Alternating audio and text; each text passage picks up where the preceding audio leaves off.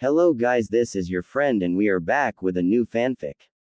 Which is What If Naruto Secretly Love and Trained with Anko, Part 1. And if you enjoy this fanfic then please press the like button and subscribe to my channel for more fanfic like this. And now let's start the fanfic. Naruto-kun. The Sandaime said, finally shattering the wall of silence built for some time. You're not usually this quiet. It's nothing, Gigi. He said with a fake smile plastered on his face, a smile he had been practicing for years. A smile that defensively came to life to protect him from whatever words would come next from any person who spoke with him. All the hate and glares he received, he always answered them with a goofy grin. It was instinct by now. You shouldn't lie to me, Naruto-kun. The older man spoke and the blonde's smile faded to be replaced with a look of sadness that he didn't show. But Sarutobi knew that look. He tried spending time with the boy whenever he could. However, his duties didn't allow him such privileges. Honestly speaking, at times, Sarutobi felt ashamed of himself and his failures. But that red tape bureaucracy of bullshit by the elders and the council often barred him from doing so. He needed to make up for it. Now that he boy knew about his tenant and had shown a new skill, there was only but a few ways to go about this. Why didn't you tell me about it before, Gigi? He said as his blue eyes, which usually shone of confidence, didn't have that shine. Instead they were a bit dull, they looked a bit lost. Hiruzen sighed out of sadness knowing this question was coming. It didn't make the guilt he felt lessen. Honestly, I didn't want you to know. The reason being, you would have probably ended up hurting yourself if you found out. You have done that before. Hiruzen said, and the boy winced a bit at his tone. Naruto did often try hurting himself, indirectly in a manner, when he used to often punch his arms against wooden posts or even bang his head out of frustration at the generally hostile behavior he was on the receiving end of. The worst of it was when he had finally managed to slash his wrists with a kunai. It was rusty but he had made it work. He would have been free, but he woke up at the hospital next day as his Gigi stood with another man watching over him. The boy had depression, that much was clear as day. He knew what his Gigi meant and was sort of understanding that, but another question ate away at him. One he blurted out. Gigi, what was that thing I did? You know, when I moved really fast? He asked, and the Sandaime looked at him in surprise first. It seemed that the old man was shocked at his words. You've never done that before? He asked, and the blonde who had prominent red highlights in his hair shook his head. I see. That Naruto-kun was the Jinten. Jinten, what the heck is that? He asked, not really sure what it really was. The old man chuckled at his answer and spoke up again.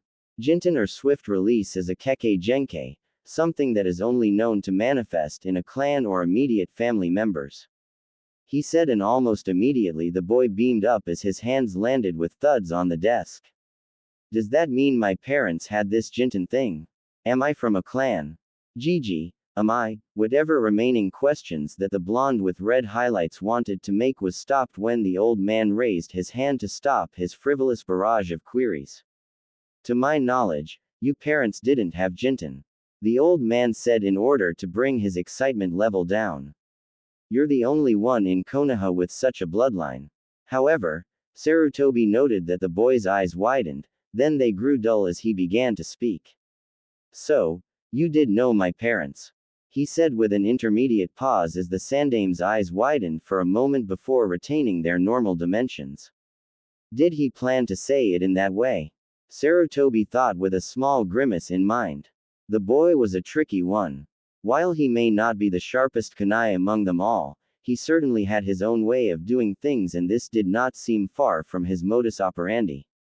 It was almost befitting of the fox that was held back inside him, and as much as he wanted to tell the boy about his heritage he couldn't. At the end of the day, Naruto was a Jinchuriki and the Sandaime could have done something, but he didn't. Some part of him ignored the boy and retained knowledge from him, knowledge about the boy's parents and the life he could have had. Very well, Naruto-kun. I did know your parents. He said, and he immediately expected a yell, a shout, or some form of vocal responses with large amplitude that would shake the rooms of the wall. However, Instead he heard a groan, a sigh, a hollow chuckle. Uzumaki Naruto was crying a bit as well. He had let down his walls again. Sarutobi had only seen the boy crying a few times.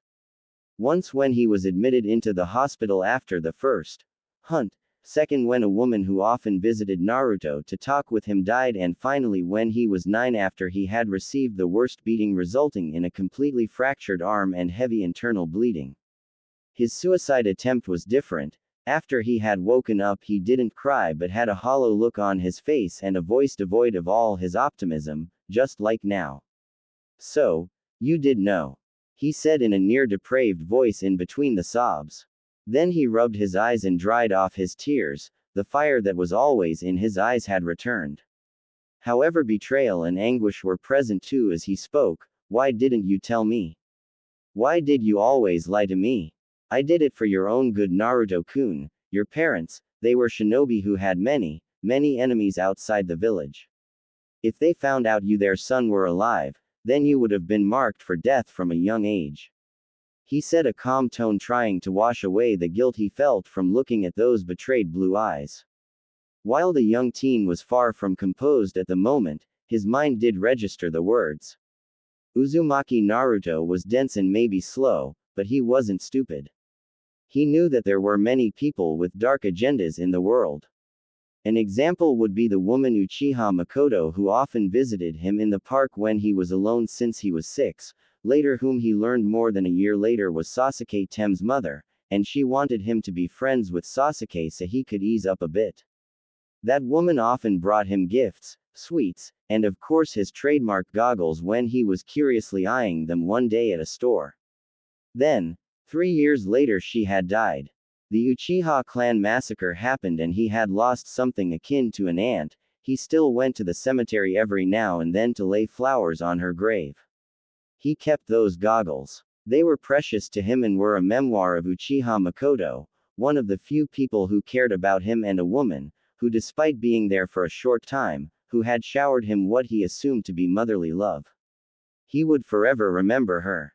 To honor her, he tried to reach out to Sasuke, in his own way, and realized the boy was a bit like him. Alone, however, the two were like oil and water. Naruto considered Sasuke his rival and set it as a goal to reach his level on day so that he would acknowledge him and in turn, he could keep a promise to Miko Oba-chan. The fact that he was brooding emo was something he couldn't change much, but he'd still try his best. Fine, but I want to ask you one thing, he said and sighed before he spoke, looking at the old Hokage. Did they love me? He needed to know. This was something he asked himself day in and day out. Did his parents love him? Did they care about him? Did they willingly gave him up to become the vessel for the 9 tails? Of course they did. They died protecting you from the Kyuubi. Sarutobi said and noted how the blonde's face had morphed into anguish. He was the reason his parents were dead, they died protecting him. And he actually questioned their love towards him, he really didn't deserve them. Listen to me, Naruto-kun. Sarutobi said, who had appeared in the chair next to him without seeing the old man move or even hearing the noise. His mind idly registering the level of speed made him a bit nervous. Perhaps it was because his mind was fresh off the first time he had taken part in an actual battle where his opponents were trying to kill him. It made him a bit more cautious. Your parents loved you. They wanted you to grow up to be a strong shinobi. I was there as they told me that. Don't you want to keep up with their word? After all, it is your nindo. The old man finished and the boy nodded slowly. Hi, he said softly, but there was firm tone of confidence in his voice. Still he couldn't help but ask the question. Who were they, Gigi? I'm afraid I can't tell you that. Not until you're a bit older or a Junin at the very least. Your identity is something of an S-rank secret even among the higher-ups. He said the absolute truth. This was something that Sarutobi had planned a very, very long time ago. Fine then, Gigi. I'll wait until I become a Junin.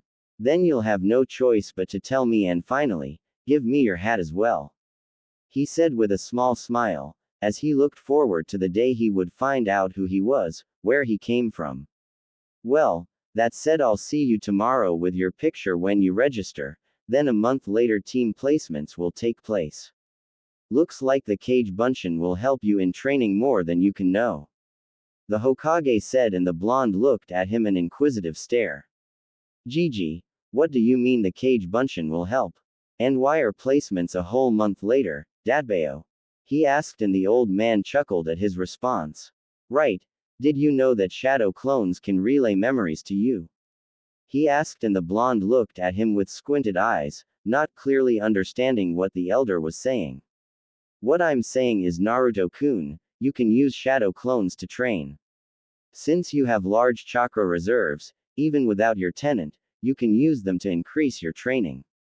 Take it this way, if you use 3 clones to train with you the entire day, then you'll get 3 extra days of training in one day.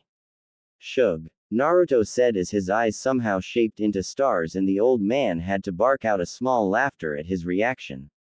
That was the Uzumaki Naruto he knew. Then the blonde looked at him with a more serious look. Gigi, what about my Jinten? Yeah. What about that? I'm afraid I can't help you personally with that, nor can anyone else. However, there is something else I can do, the Sandaime said as the Jinchuriki of the Kyuubi looked at him curiously. There was one other person who had the Jinten. He's dead, but I did manage to excavate scrolls from him that contained knowledge on the Jinten, since he himself wasn't an inheritor of it as he stole it. The last part of Sarutobi's sentence made the blonde feel unnerved. You can steal Kekkei Genkei. How? The blonde asked, a bit scared at the aspect of someone stealing his ability. All his life he was treated as a pariah, sometimes even lesser than that, as people would vehemently ignore his existence. That's why he did pranks, so that they would look at him and acknowledge his existence. For someone out there to take away something that not only made him special, but also having something that probably one of his parents had, made him feel that much wary at the prospect of such an ability being forcefully taken away from him. There are a few ways to do it. Take the Uchiha clan for example, their Kekkei Genkei manifests in their eyes and is called the Sharingan. Sarutobi said as he noted the undivided amount of attention that the blonde was giving him without getting bored. Their Kekkei Genkei allows them to not only see what future moves their opponents will make and a vision on how much chakra they have, but also allows them to copy techniques down to the tiniest detail. What? But that's unfair, Naruto yelled out, and though neither of them knew it, 2 of the 4 Anbu in the room mentally nodded with the blonde. And Uchiha's abilities were almost unfair.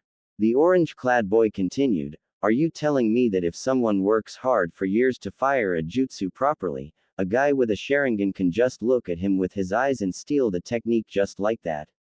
That is so wrong, Datbeo. True, the Sharingan is a versatile ability, and oftentimes people who wield those eyes have been called jutsu thieves. But the shinobi world is unfair, Naruto-kun. We aren't just heroes. Tell me, what do you think of the Yondaime? Sarutobi asked. He had asked that question before, knowing how well the boy looked up to his formerly living successor. Naruto shifted his eyes from the old man to the 4 portraits on the upper left side of the wall. His eyes fixed on the 4th portrait. The man, who sort of looked like Naruto in terms of hair and eye color, was almost a spitting image if Naruto's facial shape and eye shape weren't different. That and the Jinchuriki had red highlights in his hair people often teased him about. He didn't care, he liked the small bits of red in his hair. Naruto then spoke. The Yondaime was a genius, he stopped the Kyuubi and was the hero of the 3rd Great Ninja War. He said, and the current Hokage lit up his tobacco pipe as he calmly took a few breaths in. Naruto shook his head. Smoking will kill you, Gigi. Hey, I'm too young to die, he said, and along with the blonde both smiled at his words. He then looked at the Jinchuriki to give his answer. You're right about Minato's status as a hero, Naruto-kun.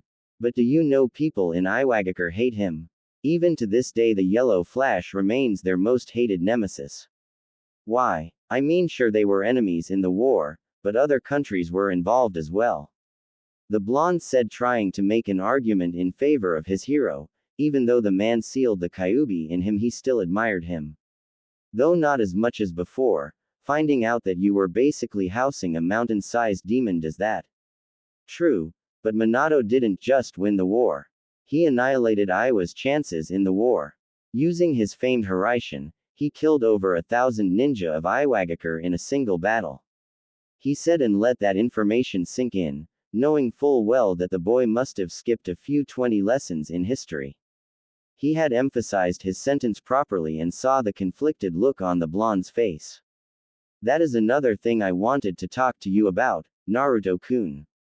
Entire families, mothers, daughters, sons, fathers and brothers never saw their living ones again once Minato was done killing them. He said and saw the boy meekly nod at him.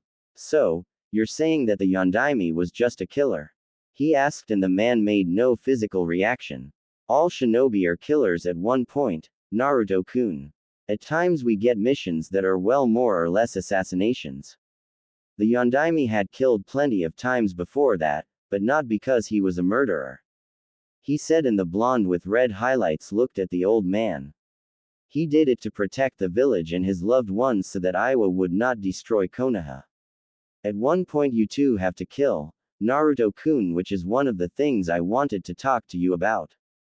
Well, what is it, Gigi? He asked and gulped a bit. He had never seen his Gigi look at him so seriously. Naruto-kun, you generally have very low skills when it comes being an actual shinobi. He said and the blonde slumped into the seat. Sarutobi had to say it. He couldn't prolong this any longer and let this chance go to waste. Uzumaki Naruto had potential, a very good potential. So much that Shimura Danzo made requests several times to train the boy, not because he was just the Jinchuriki but because he was an Uzumaki with large chakra reserves that would make them both of them look like children at one point, and because the shinobi no Yami believed that despite his loud personality there was some of his father's drive and tenacity in him along with his mother's unwavering will. And now he found out the boy had the Jinten, though how he had it will perhaps remain a mystery since neither his father nor mother had the ability. Perhaps it was dormant in of them, perhaps it was Minato, as the Sandame mused. You're loud, you don't think clearly, you walk around in that orange monstrosity, your projectile skills are that of a civilian's and you have horrible chakra control. He said and if the boy could, he would have sunken further into the chair. Sarutobi placed a hand on his shoulders, getting the boy to sit upright as he continued. However, you have the potential, Naruto-kun. I'm not joking. With your chakra reserves, the Jinten and your will to never give up, I have no doubt one day, you will become the Hokage. Who knows, maybe I'll live long enough to see when that happens, he said and the boy nodded at his words. Good. Now first things first. There are a few things you need to know. Remember that stupid civilian tax people made you pay? He asked and the boy nodded with a near scowl on his face. Well, if they do, make sure you show them your headband and tell them you'll report such a thing if they do again or even mention something like shinobi tax. There is no such thing, they were simply letting their hatred for the Kyuubi get to you. Next, you will be using the shadow clones to train yourselves. How many can you make? A round figure, that is. Well, I made around 300 in the forest and I didn't feel anything, but now that you mention it I do remember every blow that they made on those guys. He said, now realizing why received all those images after the clones dispelled. I see, keep it to 300 a day and train. Wait, take these two. Sarutobi said as he moved over to his drawer and brought out 2 scrolls. He gave them to the blonde, who took it with fervor evident in his shaking hands. These contain sealing materials, and since you can use the library without anyone stopping you because of your rank, I suggest you start on Fuinjutsu. But Fuinjutsu is boring, Dadbeo. Why can't I have something more awesome to suit a great ninja like me? He asked and the old man shook his head. Not yet, Naruto-kun. Like I said before, you need to make your base strong before you grow. The month you have should make you strong on a decent scale along with the added help of shadow clones. He said and the blonde looked like he needed one more push. He needed to make a calculated risk that would serve as a catalyst. Besides, I thought you would have liked Fuinjutsu considering you're from the clan that specialized in it and the fact that the Yondaime was a seal master. He said, and the blonde froze right then and there. He was from a clan. He was from a clan. He was from a clan. What? What are you talking about, Gigi? He yelled, and the Anbu stood there emotionless. Some of them heard of the Uzumaki clan. Well, one of their more formerly notable living members was an Uzumaki. She was the Crimson Death and earned her nickname. It didn't take a genius to figure the situation out. You're from the Uzumaki clan. Sad to say, there are no other survivors though. Sarutobi added so that the blonde would calm down. The Uzumaki clan was from Uzushiogakure. They were cousins to the Senju clan and were one of our greatest allies before the village was destroyed by Aiwa, Kumo and Kiri. Maybe there are some more survivors scattered across the world. I see. He said. This day was starting to take its toll on him. Whenever he beamed up at something, it would be shot down. Life was so not unfair at the moment, Dadbeo. As the Jinten thing in Uzumaki Keke Genkai or something? I'm afraid not. Jinten has never been recorded in the Uzumaki clan's history. However, they were famous for their large amounts of chakra and strong life force, so much they were called the village of longevity. I suppose that's why they were wiped out despite being a neutral nation who never took part in conflicts. Damn it, he said, releasing a frustrated sigh. He found out that he, Uzumaki Naruto, was from a clan. Only to know said clan was extinct or some living members were far away. Maybe he'd meet them one day. But first things came first. Gigi, I wanted to ask something. Why is there a 1-month gap? I thought it was 1 week. It was, Naruto-kun. However, due to too many graduates emerging from the academy, the teachers are having a hard time sorting teams out. That and because some people will be laid off. Sarutobi said, and the blonde once more looked at him in a confused manner. Laid off? Wait, you mean not everyone is going to be a genin? He asked incredulously. Upon seeing the old man nod his head, he was a bit shocked. He decided to voice his confusion. Then what about all those years we spent at the academy? Not everyone can be a shinobi, Naruto-kun. Due to peaceful times, the standard for shinobi have gone down. The generation before you entered the academy was also growing weak with a few exceptions. I've seen so many genin being killed, so many young kunoichi raped that their minds were broken after that, and some even got sold as human toys. He said, not sugarcoating his words as the boy flinched. He wanted the boy to flinch. He needed to be serious now. This is why I want you to train seriously, Naruto-kun. While I am not asking you to be a mindless tool who only knows how to take orders and kill when given the instructions, I don't want you to be weak. That is why those who can't hack it will be sent to other departments instead of on field. He said, and the boy sighed a relief which the Hokage found interesting. You seem to be relieved, Naruto-kun. Can you tell me why? Well, I may not have been friends with everyone at the academy, but I'm kind of glad they'll be able to help without going to the field, Dadbeo. He said as he grinned at the old man. The Anbu in the room, though emotionless in behavior, couldn't help but smile underneath their masks, even though he made them clean up his mess 1 times too many.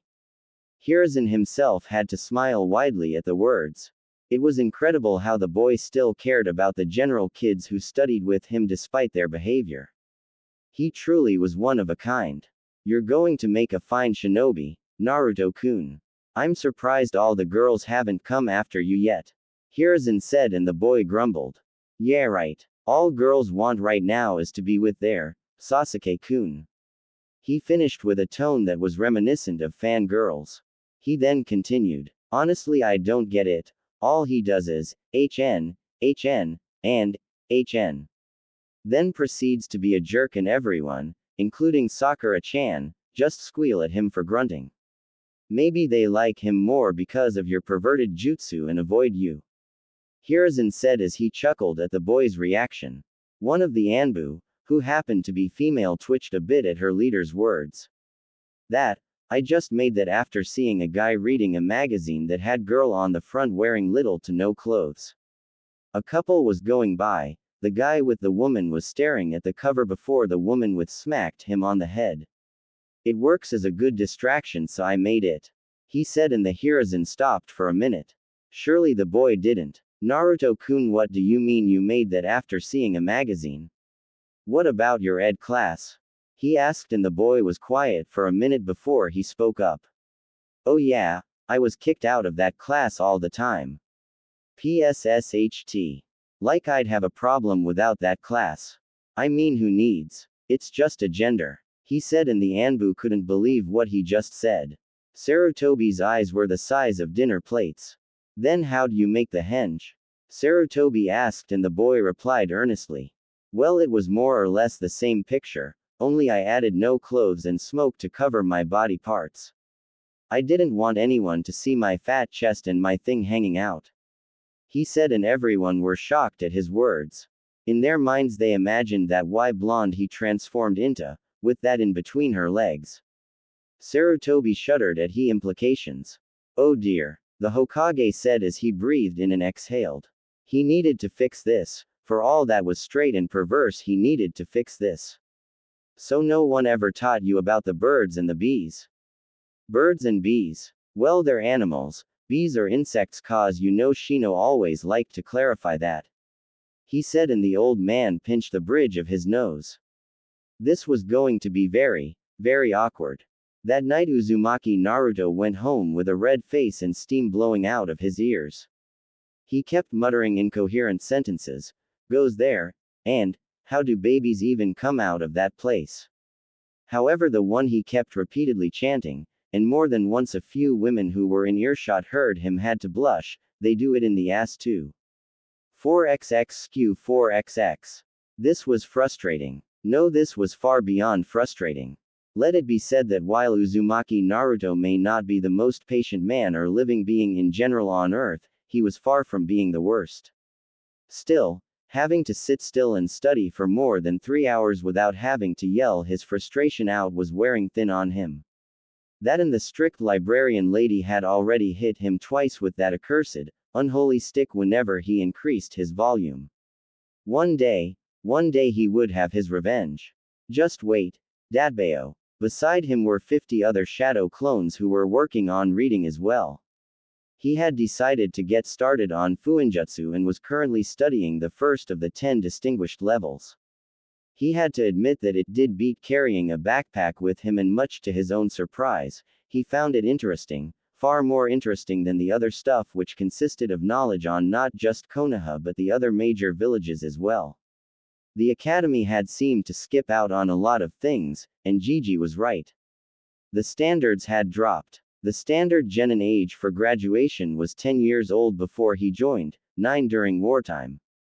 Now it was 13, the curriculum was also easier, and Naruto realized just how far behind their generation was compared to the ones before.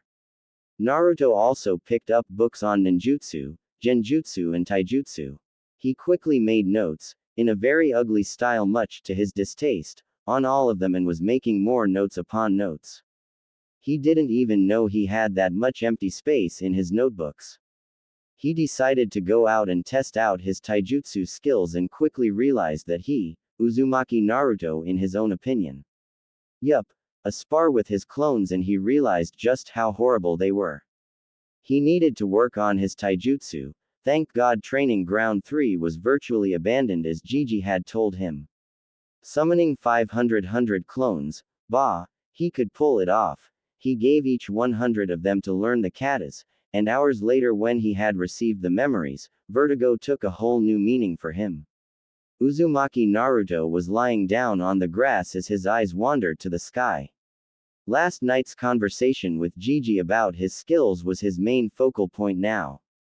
He had to get stronger. He needed to find out who he was, and then finally he could be Hokage so that people would finally realize that he was himself, not the fox, and treat him like he was somebody important, not a demon incarnate. Groggily getting up, he sat still, perfectly still. Apparently meditation helped calm one's mind, helped them control their emotions and enhanced senses extending to the area around them. Considering how hyperactive he was, he needed it, a lot of it. Well, time to start the other part of training, and grumble. Even though no one was around, he blushed a bit out of embarrassment. He then walked up and got out of training ground 3. Soon enough he was in the general vicinity where the populace noted his presence and his usual whispers began emerging like the norm they were. Learning about how chakra could be sent to organs and body parts to enhance their use, he heard the usual whispers of him being condescended. This would have affected him. No, it did affect him, but only little now. These people didn't understand the burden he held, how he protected them each day by holding the fox back instead being its human form. Fucking idiots is what he called them. Or maybe, just maybe they were jealous of him.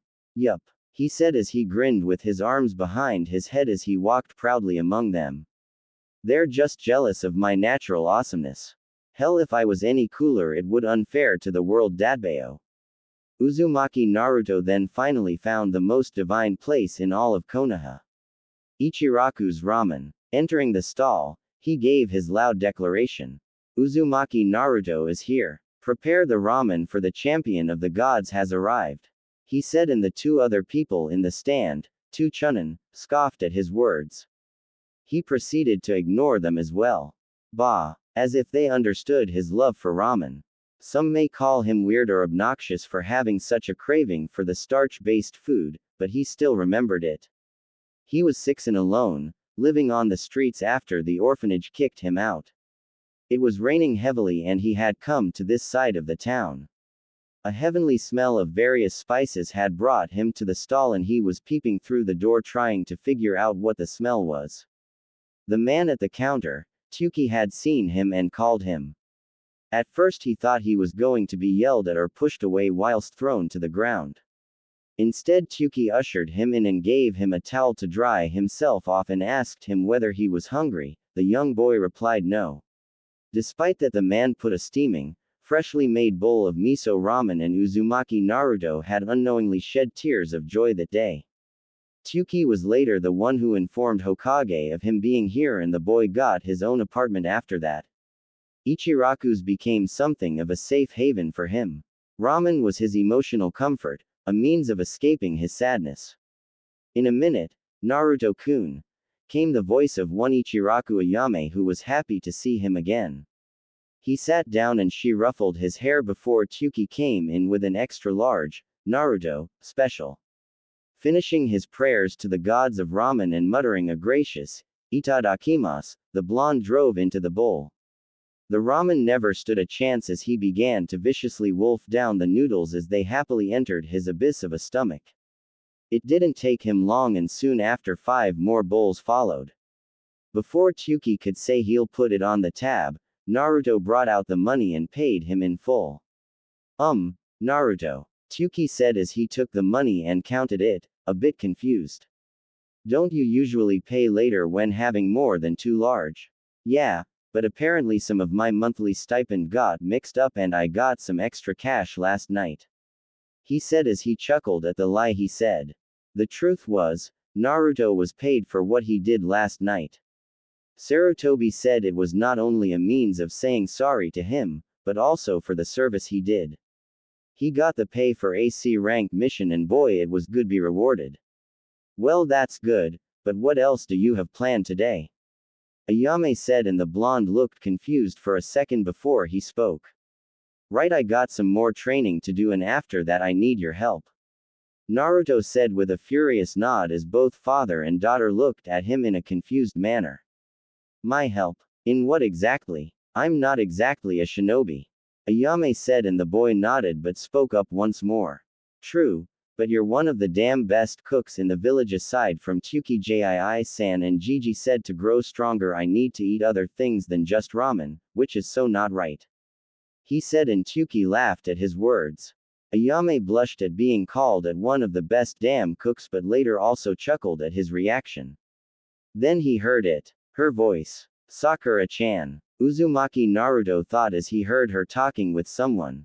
He could sit here and waste a few more bits of time, or he could pay his money and ask her out. Surely she was bound to say yes one of these days. He then got up and made a salute-like gesture at the two of them. Right. Gotta go now, Jii-san. See you later, Ayame-chan. he said and exited the stall waving his hand at their goodbyes with a grin on his face. You know, Ayame began with a smile as she looked at his retreating form, fading into the distance and finally out of her sight. I haven't seen him this happy in a while. Yeah, not since he got those goggles. Tuki added and smiled a bit sadly. Kami rest that woman's soul. She was one of the few who cared about him like that. Hi, if only her son was a bit more like her. Though, I guess he takes more after the commissioner. Ayame added as she remembered the husband of Uchiha Makoto. While he wasn't a jerk or something along those lines, the man was too uptight. Everyone should relax in a while. Too bad he didn't live long enough to experience such a joy. 4xx skew 4xx. Naruto slowly jumped from rooftop to rooftop as he as silent as he could, followed the crush of his life. He can still remember it today. The day he met Haruno Sakura. Once more his life had changed in the park where children never played with him. He was around 7 at the time, and was going to start his life at the academy a few days later. A few kids, a bit older than his age and some were the same as him, were teasing someone about their big forehead. Naruto, being the idiot with the hero complex he was, rushed in to save the day. Upon his arrival, the instigators had left. Not because they were afraid of him, but because their parents told them to isolate the boy and avoid him at all costs. The girl he saw did have a larger than normal forehead, but he found it cute for some reason in her pink hair. Along with her was the Pinket's future best friend rival. He remembered playing with them in the park that day. Happy and socially interactive memories were something he had in few amounts. As such, he remembered every single happy moment in his life along with the sad ones. Maybe it was her hair that he found fascinating. Pink hair was a rarity and the exotic nature of it perhaps ensnared him. Then of course he didn't see her again until the academy, and she too avoided him like the plague. Now he mused that ultimately it was her parents that must have advised her on doing this. Oh Kami, this is boring. Sakura said with an exasperated sigh. She looked at the person who was beside her, that would be her mother Haruno Mebuki. Both of them had grocery bags in their hands. Now, Sakura-chan, don't be so lazy. Honestly, you're going to be on a team 2 months later and become a genin. You should be a bit more active. Mebuki said as she walked with her daughter. Unlike her daughter who had pink hair, hers was more like a dark blonde, almost brownish. Geez, Ka-san, Sakura said with a whine. It's not going to be problem, especially if I'm on the same team as Sasuke-kun. She said dreamily with stars around her and hearts instead of her emerald eyes. Naruto made a vomiting gesture at her words. Seriously, it was always, Sasuke-kun, this and, Sasuke-kun, that with all the girls at the academy. Funny thing was he never even gave them a second glance. Maybe girls were into that stuff. The blonde with red streaks idly noted what he would be like if he was like the raven-haired emo with teen angst issues. He shuddered at the thought. While he did feel bad for Sasuke for going through something like that at that age, he did however feel that he could have been less of an ass. Then again, he was an ass even before the massacre. Miko-ba-chan did tell him to be friends with him. Maybe it was because he was a broody moody from the first place. Sakura-chan, while I don't have anything against you going after Uchiha-san, she said as both her daughter and the Jinchuriki listened to her words, you do realize he's a bit strange. I mean, he's never shown any interest in any girls, ever. Naruto snickered as he listened to the words. Last night, Sarutobi had told him about the guys who played for the other team. At first Naruto couldn't believe it, in fact he didn't want to believe it. However Sarutobi told him to believe it. Looks like Sasuke is Sasuke. He laughed out loud in his mind as a chibi Naruto in his head was holding a list. Chibi Naruto cackled as he took a pen and put a tick mark on the check box beside which was a sentence stating, make a very original joke about Tem. You wouldn't understand, Ka-san. She said with a spirit Naruto had never seen before. Such absolute determination and unwavering faith in her resolve that Naruto was almost surprised to the point he nearly gave out an audible gasp. I love Sasuke-kun and sure he's a bit weird, but he's still better than that Naruto baka. Well, that escalated quickly. Naruto thought as he flinched previously upon her mentioning his name like that. Honestly, he didn't understand why she resented him so much. I mean, I'm always kind to her, and I try to cheer her up, but she's still like that. I see. Mebuki said and uttered no further words. Naruto could understand why she didn't.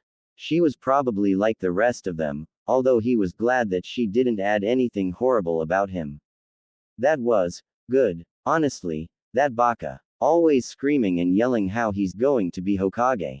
Like someone like him could ever be Hokage. It's probably because he never had any parents to teach him anything. Sakura added further, and Naruto clenched his fists. He may love, or he thinks he does, Sakura, but that doesn't give her the right to say things like this about him. He didn't have anybody growing up, nobody was there for him all the time. Wait, maybe this isn't the first time she said something like this. Why isn't her mom telling her anything? He thought with some hope, but the dirty blonde-haired woman said no words to his defense, or at the very least reprimand her daughter for saying such a thing about his parents. Always pestering me for dates when he knows I'm going to refuse him. He's so annoying all the time. She added further, and Naruto once more winced under the implication of the words. Sure, he was a bit loud, louder and boisterous than most, but that's how he was, Dadbeo. Everyone had their quirks, so why was he being the only one scrutinized like that? And I don't want you to go on a date with him, ever. Mebuki spoke after some time, and Naruto could understand the adults saying this. They were blinded by the image of the fox too much to see him for the teenage boy he was. That reminds me, why did you always tell me avoid him? Sakura asked all of a sudden, and the blonde in hiding near their sight was more interested in the answer than the pinkett. Because he's a delinquent. Always pulling pranks and disturbing the people with his loud rants. Mebuki added with some venom in her voice, and Naruto could almost feel the resentment in her voice. No surprises there, he thought with a small chuckle in his mind. That's true. I wish he would just leave us alone. Well, at least he didn't graduate.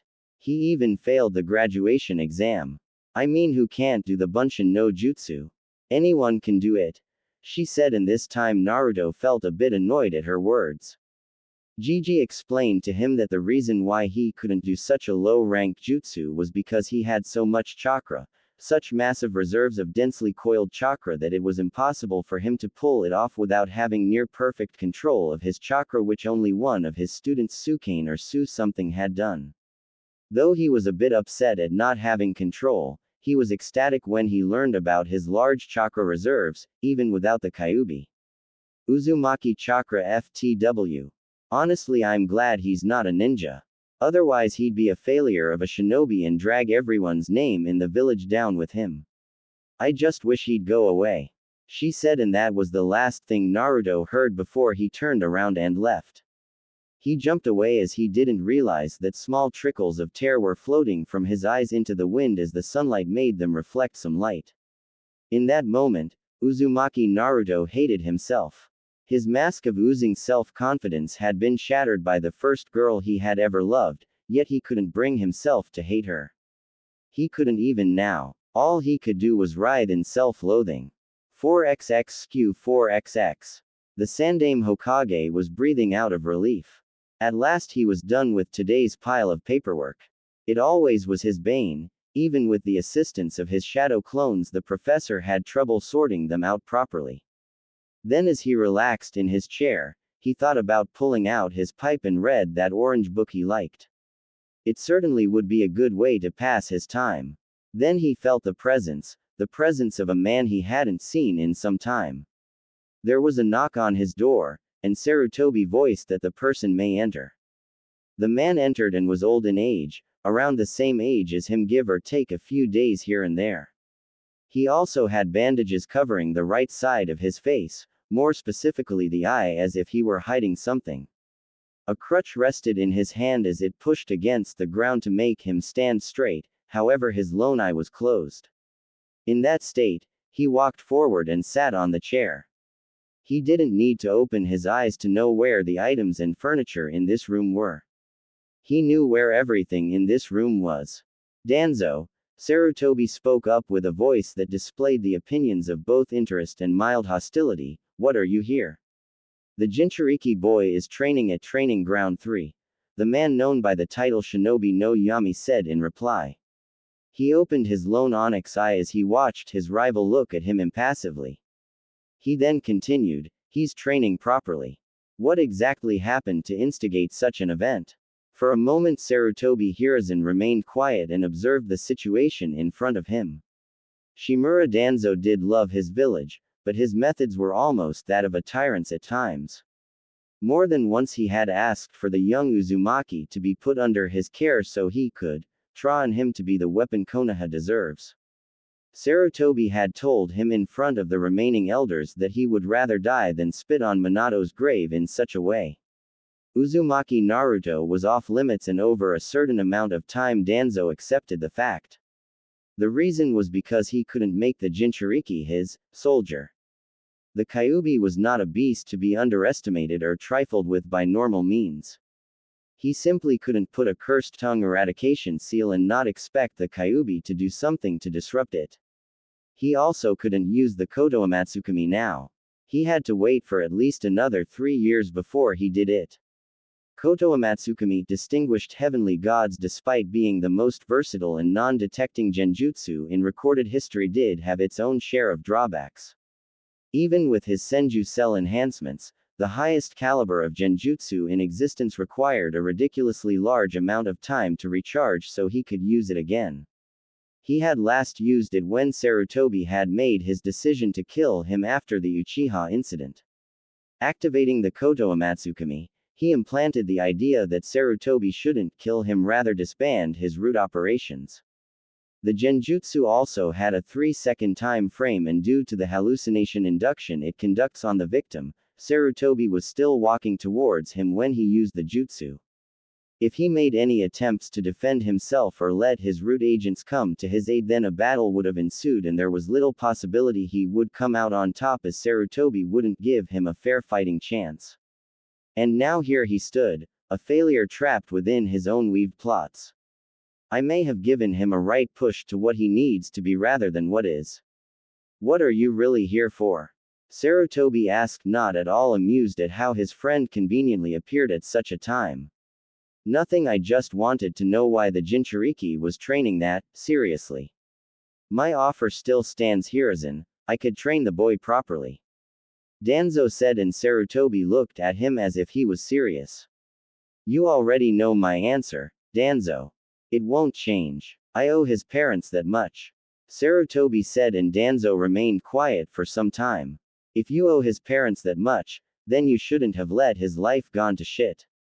The head of Root said with no hint of amusement in his voice. I'm going to be honest, I did not like Minato. His ideals were far too similar to your own, but he had more spine than you. I am sure he would have handled things differently. As much as Danzo utterly disliked the fourth Hokage, he did have a begrudging amount of respect for him. Namikaze Minato was perhaps the greatest prodigy barring Itachi to come out of the Hidden Leaf. Danzo pretty much knew that had Minato lived for a few more years and wasn't tied down by the official duties of the Hokage, which consumed large amounts of time, he would have gotten even stronger, and to be honest, Minato to some extent reminded him of Senju Tobirama. Not just because he was the fastest shinobi of his time like his formerly living sensei, but also because both were highly meticulous, shrewd shinobi and were realists who didn't hope for the best scenario, but rather played out situations to suit for the best result. You know about the council. They wouldn't have. Sarutobi was cut off by Danzo once more. Done anything once you put your final say in it. Sometimes I wonder why you lie to yourself so much. You didn't allow Uchiha Makoto to adopt him, or the Inoshika Cho group to at least raise him. Don't get me started on Jiraiya. The boy may be running a spy network, but he is leaving the son of his only student whom he considered a son here in the village alone as the people feed him with apathy and hatred. Danzo said, not even bothering to notice the flinched expression of Sarutobi. Whatever Danzo had said had been harsh, no, it was cruel. However, the cruelty of his words did not take away the truth in it. Sarutobi could have done something about it. However, he was a Jinchuriki. A Jinchuriki is a weapon no matter how much the term is sugar-coated, and being the Hokage, Sarutobi unconsciously did just that. I'll be leaving now. Take care, Hiruzen, he said and left the room. Shimura Danzo may be cold, but he did not like how the boy's potential was wasted. He knew that the Hokage was aware of his grades being tampered, lessons taught to him the wrong way, yet for all his ideals Sarutobi did nothing. Shimura Danzo wouldn't care that much simply because he was refused the chance to train the boy. His stunted growth would be blamed on the professor and he would take no share of the blame that was to be put out. Sarutobi Hiruzen sat in his office as he saw his rival leave the room. The words he said kept echoing in the chasms of his mind. All that he had said had been true. He needed to help the boy. But how? 4xx skew 4xx. God. Fucking damn. It. Each word that was yelled with rage evident in his voice was followed by a large thud noise as Uzumaki Naruto's fist shattered against the thick trunk of the tree. There were indents now in the tree, outlines of the shape of someone's fist could be seen clearly. Splatters of blood were seen on the tree as it slowly made its way down along the lines of wood and downwards to the ground. Above the place he punched were also more blood prints. Uzumaki Naruto was shedding tears and blood. The warm liquid fell not just from his bruised and broken hands, also from his forehead as he had kept slamming it against the wall. He had very thick skin and took some time to injure himself, but now he could do it. He could harm himself. Naruto did show suicidal tendencies before, and having a village who hate you for your very existence coupled with the fact they barely acknowledge your existence does play with the psyche of a child. Despite Hiruzen's promise and his drive to find out who he was, dark thoughts still loomed in his mind. In a part of his mind he did hate the villagers. He never said it or voiced it, but a part of him hated them.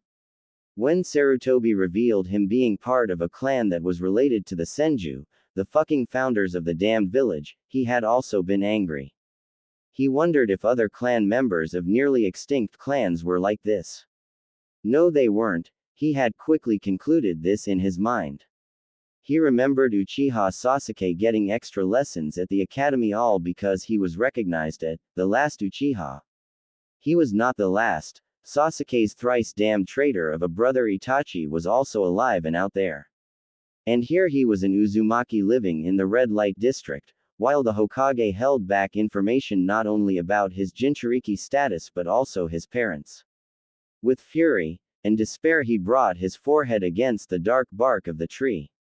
Pain composed a beautiful tune as a high-frequency noise erupted in his head, echoing deep into the depths of his mind as everything became dark. 4xx skew 4xx. Uzumaki Naruto fell. He fell deep through an endless pit. Winds thrust against his body, the pressure weighing down on him made him feel that his entire body was breaking. In the midst of it all, he cried out of anger.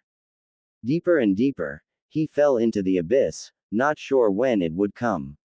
He yelled out of frustration and finally hit the floor of the endless chasm he had fallen into. Water splashed on his face as jolted up and stood in shock. It felt like a large darkened hallway that was dimly lit. It sort of reminded him of the hospital, but it felt like a sewer system too. He walked across the place as his feet touched the moving waters every now and then. Then finally he stopped before a door. It was large, far too large to be a gate.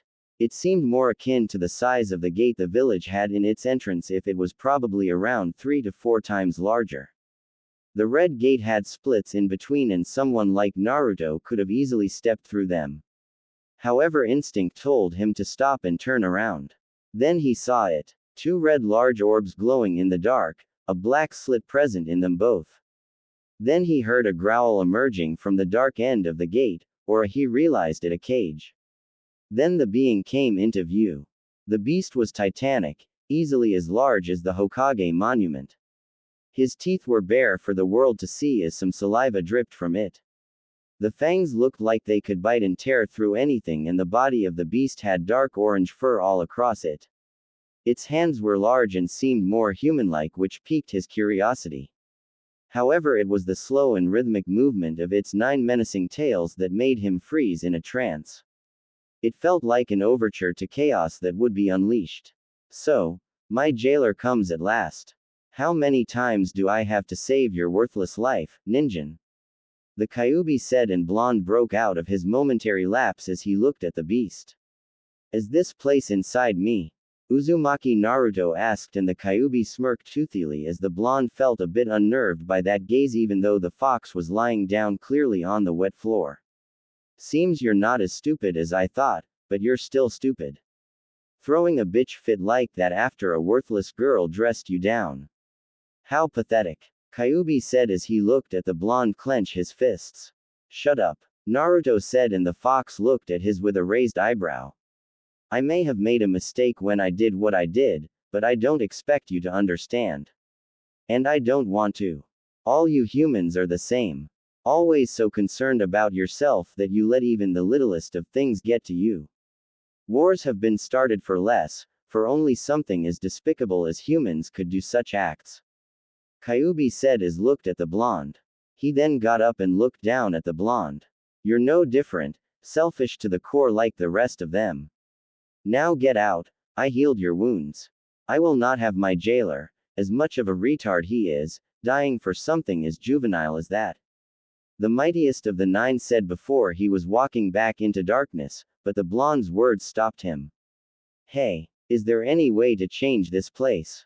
Uzumaki Naruto said out loud as he didn't move a single step from where he stood.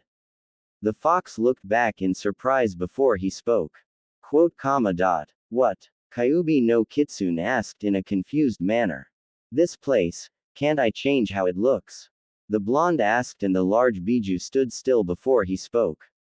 It's your mind. Whatever you want it to look like, it will take that form. No sooner had the Biju finished saying this, the entire landscape of his mind changed to that of a lush green field with no end in clear sight. Not bad for an idiot. The Kyuubi thought as he began to move away from once more, except it wasn't dark anymore. The fake sun was there in the inner depth of his mind and everything was visible. Once more the Kyuubi stopped. Before you go, I just want to say one thing. Uzumaki Naruto said as the Kyuubi stopped to listen to his words. Thank you, he yelled as he put his head on the ground as a form of gesture, and the beast had to look back in surprise. This was a first for him. A human thanking him. The Kyuubi no Kitsune being thanked by a human, and his Jinchuriki no less. Just don't try to commit suicide again. I will not have my container being so pathetic or weak. The next time you do this, I won't heal you, the giant fox said, and before he could retreat the blonde teen spoke. Do you have a name? Naruto asked, and the fox contemplated in thought about that. You're not worthy, Kyuubi said as he went back to resting, showing that he had no further wish to speak. 4xx skew 4xx. Uzumaki Naruto gasped as he got down on all fours after jumping off against the tree where he had been previously resting. He breathed heavily for some time before realizing that all that had happened was true, but a better question was, why did a bird shit on him? Slowly reaching for the bottle, he took off the cap and poured the water on his shirt. Damn birds and their shitty actions. He sat down and breathed until he was completely calm. He had let his emotions get the better of him, once more. He had just read today on how a shinobi should always control their emotions and not let the enemy read them. He had done just the opposite, and this time had nearly managed to give himself a concussion, but the fox had healed him. He felt almost ashamed of himself. He had gone and thrown his life away because of a few words Sakura said. He shook his head. He couldn't do things like those. Even though he was hated, there were a lot of people who cared for him. Tsuki, Ayame, Iruka-sensei, Gigi. He thought of those 4 people. Even though the Sandaime outright hid things from him, he still cared for him enough, and Uzumaki Naruto was never really one to hold for grudges. But he would take revenge for it in some way. Sighing, he went to the Hokage's office as he felt a bit drained today, mentally. No use training in that state. Maybe the old man could give him a few pointers. He was the Hokage after all. 4xx skew 4xx. I see, the Sandaime said after hearing Naruto's eagerness to learn a bit more. He could tell his Gigi was happy. He understood the old man in a way. He tactfully didn't mention the whole headbanging situation. He didn't want that guy with the long blonde ponytail to put his hand against his forehead for hours, again. The first time he met that something guy was after he tried to commit suicide. He was nice, if not a bit overbearing and constraining him from a month of ramen. In what noodle world did that make sense? Oh yeah, he nearly forgot. Gigi, you said something about you having jutsu on Jinten. Naruto asked, and the Hokage looked at him for some time before he pulled out his drawer from his desk and held a scroll. This scroll is important, Naruto-kun. Make sure it falls into no one else's hands. However, I suggest you train more and improve your chakra control before learning jutsu from this scroll. Do not mess up, Sarutobi said as he held the scroll before handing it out. Naruto took the scroll and gripped it with both hands before he spoke up again. Don't worry, Gigi, Naruto said with a small smile. I'm gonna make sure that I use the whole month to train properly. Actually, about that, Sarutobi said as he looked at the blonde with a nervous expression. I think I have someone to help you out with your training. Who is it? Is it Iruka-sensei? Naruto asked with hope and joy. That would be awesome if it was Iruka. However, the Hokage shook his head before he spoke. It's someone else who's going to help you every now and then in a lot of aspects. A Tokubetsu Junin, and she's a bit energetic like you, albeit in a different way. She also happens to know about your condition and the Jinten.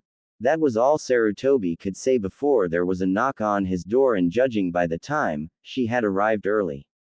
Come in. And then the door opened and Naruto stared at the person who had entered the room. She had light brown, pupil-less eyes.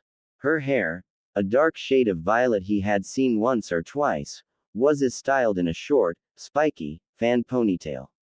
She wore a fitted mesh bodysuit that covered her from her neck down to her thighs. Over that she wore a tan overcoat with a purple inseam and a pocket on each side, a dark orange mini skirt, a dark blue belt, and pale gray shin guards. In addition to the typical forehead protector, she also wears a small pendant that looks like a snake fang and a wrist watch. However, her sultry appearance only made her developed body look that much more seductive, and the blonde noted that she was rather gifted in the chest department and mentally fought back a nosebleed. I'm not a pervert. I'm not a pervert. I'm not a pervert. He kept chanting in his mind as he tried to look away, but was failing. Ever since the talk with Sarutobi last night, women had become so different in his eyes. Perversion was truly both a gift and a curse. The slight jiggle in her wiggle didn't help. Down, boy. She's older than you. She's more mature. She's much hotter and, damn it. Naruto yelled inside his mind, and utterly failed. Looks like the Gaki can't take his eyes off me, Hokage-sama. She said with a grin in a loud manner, and Sarutobi noted that he may have been right in choosing her as his part-time sort of teacher. Both were loud, energetic, and oftentimes prone to acting without thinking. Maybe this could help the Tokubetsu Junin in becoming a bit more responsible when she has someone to look after, and Naruto would learn things from her, while building some form of resistance to seduction techniques. Judging by Naruto's efforts to look away, he couldn't, and a foreign kunoichi could exploit this when the time came. Yes, Naruto-kun recently found out about the birds and the bees. So, excuse his behavior for now, Sarutobi said, and the boy grimaced a bit. Don't worry, Naruto-kun, she'll be able to help you when she has time in between missions. I see. Arigato, Gigi, he said with a small nod of his head that could be almost considered a bow, considering Naruto's severe distaste for authority. He then looked at the dark violet-haired beauty before he spoke. Pink could be seen on his cheeks as he spoke. I'm Uzumaki Naruto. Nice to meet you, The incredible and why Mitarashi Anko. She said with a pose as she held a victory sign near her eyes. Can't deny the second part, though. Naruto thought, not really believing how his mind was rather fixated on that statement. When can we begin? Naruto asked. He really didn't want to do it today. He needed some rest to clear his head, plus he had to go and see Ayame. Good food equaled good body for fighting and endurance. From tomorrow Gaki, come at training ground 13 and don't be late. She said and then leaned near him before she breathed hotly against his cheek, making him squirm. Otherwise, Anko-chan will do naughty things to you. He said and prominently fell off his chair as the Tokubetsu Junin laughed before she looked at the Hokage again. He's like you said, Hokage-sama. Farewell. She said, but not before winking at Naruto to tease him a bit more, and him blushing like that made her feel amused. Gaki is kind of cute though. More fun to tease him. She thought as she exited the room. Gigi, what was that? He asked, and the Hokage had been chuckling at his predicament. That Naruto-kun was you being, what do the young ones call it these days, yes, owned. He said and laughed a bit as Naruto grumbled incoherent sentences about stupid old men laughing too much for their own good. Uzumaki Naruto considered himself many things. A loudmouth. An S-rank prankster. A shinobi who would make the world embrace the color orange. A lover of ramen. An outspoken individual with the confidence the size of the Hokage rock, and wielder of an unpredictable mind. A future Hokage who would surpass all his predecessors. But a coward, he was not. If he was, then he wouldn't have faced two Chunin by himself when the threat of death had been looming over his head. Coupled with his lack of true combat, it was impossible for him to make it out in one piece. Yet he fought, he persevered, he beat the odds, and broke their bones as he rained upon them a barrage of clones. He, Uzumaki Naruto, was not a coward. That is what he kept telling himself as screamed and shrieked like a girly, very girly girl, fresh out of the academy, as snakes hissed and sang, chasing him across the dark and dreary forest of training ground 44. Internally he cursed himself for being naive. It had been 20 days since he started training under the crazy, and why, as she liked to point out half the time, Snake Lady. It started out in a simple way. Chakra molding and controlling exercises were small and meager tasks, certainly not befitting of a future Hokage like him, as he put it. Despite his words that came off as brash and cocky, he proved his worth as he spammed, abused, and raped the shared memory experience of the clone. Uzumaki Naruto was so happy when he saw the gleam of pride and joy in the eyes of the purple-haired Tokubetsu Jonin. That was his conclusion, of course. Afterwards, the woman stated that she would be upping his training and conducting survival mission simulations. Now, while he was not the sharpest kunai in the pouch, he did not expect Mitarashi Anko to actually try to kill him. Every day it was the same routine for him. It started with him running laps around, inside and outside the forest of death, as he had to evade snakebites, shuriken, explosive tags, and a kunoichi who was without a doubt a log-damned sadist. Did he mention he was wearing chakra weights too? Of course it didn't end there. That was his warm-up exercise, as he now using nothing but brute force to jump. Had he not, he would have had a lovely little mark on his heel and poison in his bloodstream. Of course, he didn't expect a kunai to come whizzing out and cut his cheek. Blood slowly leaked out and fell to the earth, where the twin snakes hissed, and glared at him for not letting them bite him. Why the heck should he? Slowly shifting his hand back to his pouch, he chucked a kunai at a tree where he was pretty sure Anko wasn't lurking around, given the trajectory of the previous weapon that tried to disfigure him. A thin wire was tied behind the handle of the kunai he threw, and using it as a rope he yanked himself forward as he stood on the surface of the tree's bark. Uzumaki Naruto caught his breath as he looked at the snakes not moving. They slithered there on the ground, hypnotically gazing at him. Their slow movements were subtle and mesmerizing as his danger senses scream at him. He ducked, and sure enough, Another kunai whizzed past him. Then he froze. No, not out of fear. He felt something that made him shiver.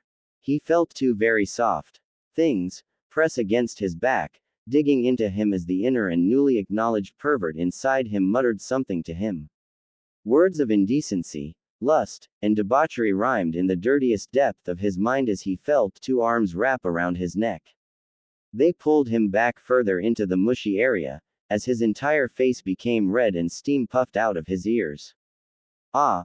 A blissful moan reached his ears as he squirmed. A hot, very hot breath brushed his neck as the fragrance of something sweet invaded his nostrils. He stuttered out, mentally kicking himself for being nervous. It wasn't the first time this happened. However, at the end of the day he was a guy. He was teen, a hormonal teen no less, with certain urges that he couldn't release due to the sheer exhaustion his body took after training each day. This followed by his crazy temporary sensei doing these things to him didn't help his situation. For as far as he could remember, love and affection was something he was not given much, and those were two things he craved for. This was different. You only got one scratch, Gaki. Don't you want your sensei to make a few more adjustments? Anko asked as she tightened her hold on the flustered teen.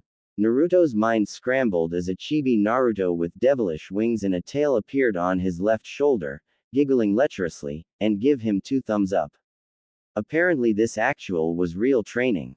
Kunoichi specialized in seduction missions, and what Anko was doing to the blonde was apparently very lighthearted in terms of what she could actually do. He shuddered to think what else Anko had in store. The main problem was, and it was a guilty pleasure, he liked it when she did that.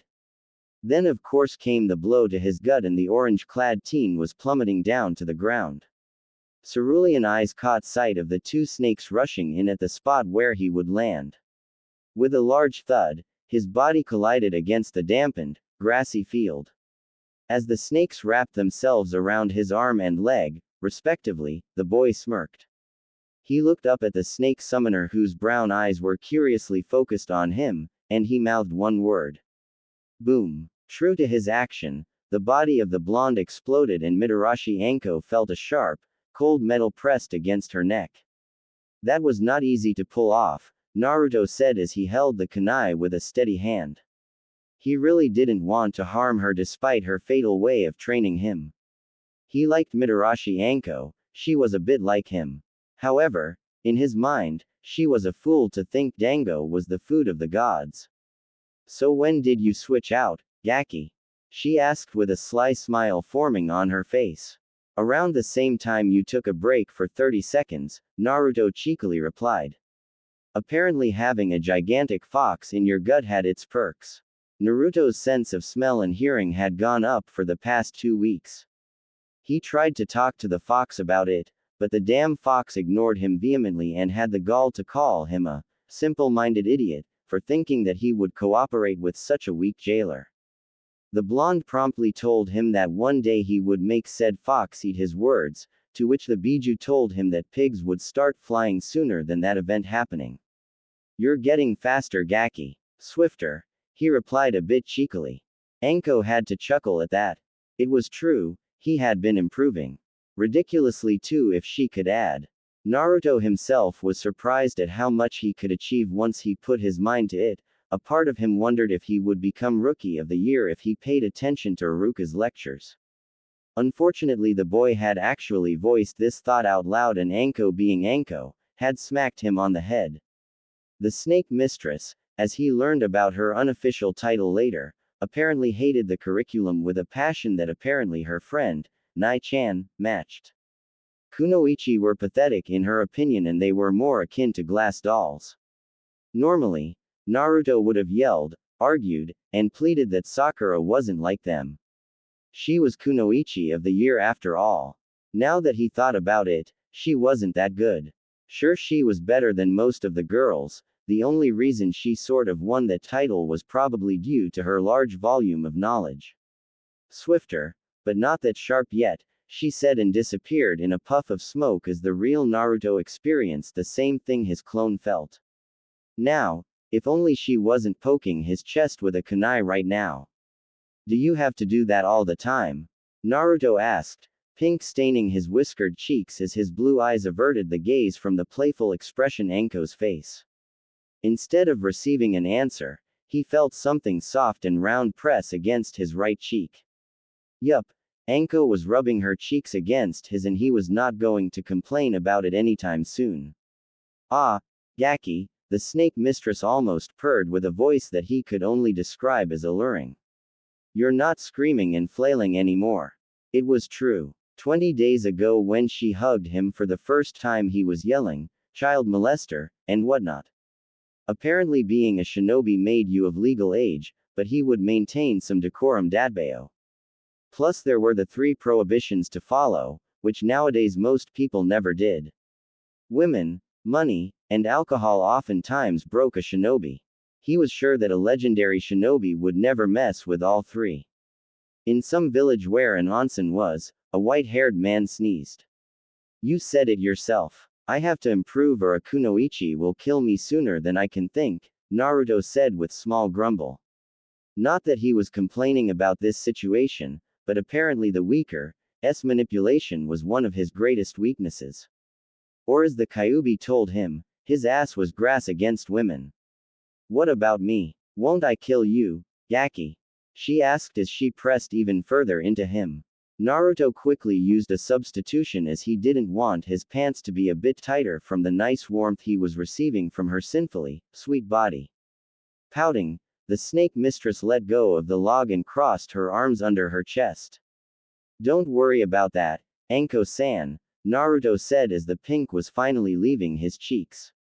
Stretching a bit, he was sure that the warm-up run was over by now. He then smiled like the idiot he was and spoke, besides, I don't think you'd try to kill me. Oh really? Anko said with amusement in her eyes. Why the not, Gaki? Well, firstly you're a kunoichi of the leaf. 2. You're a pretty nice person, he said with a normal tone as he slowly began to descend down the tree, his feet walking across the dark wood. HMPH, she muttered quite haughtily. As if, don't you know who I am? Yeah, I do, Naruto said as he turned around and looked at her. His cerulean eyes intensely looking at her. You're Mitarashi Anko. Come again? She asked. While Anko didn't reveal her entire past to the teen, due to her obvious hatred of the past man who was in her life, she did not expect to hear an answer so blunt from him. She was however sure that he noticed that she would often get a few glares, hushed mentions and had a general lone nature with the exception of a few friends.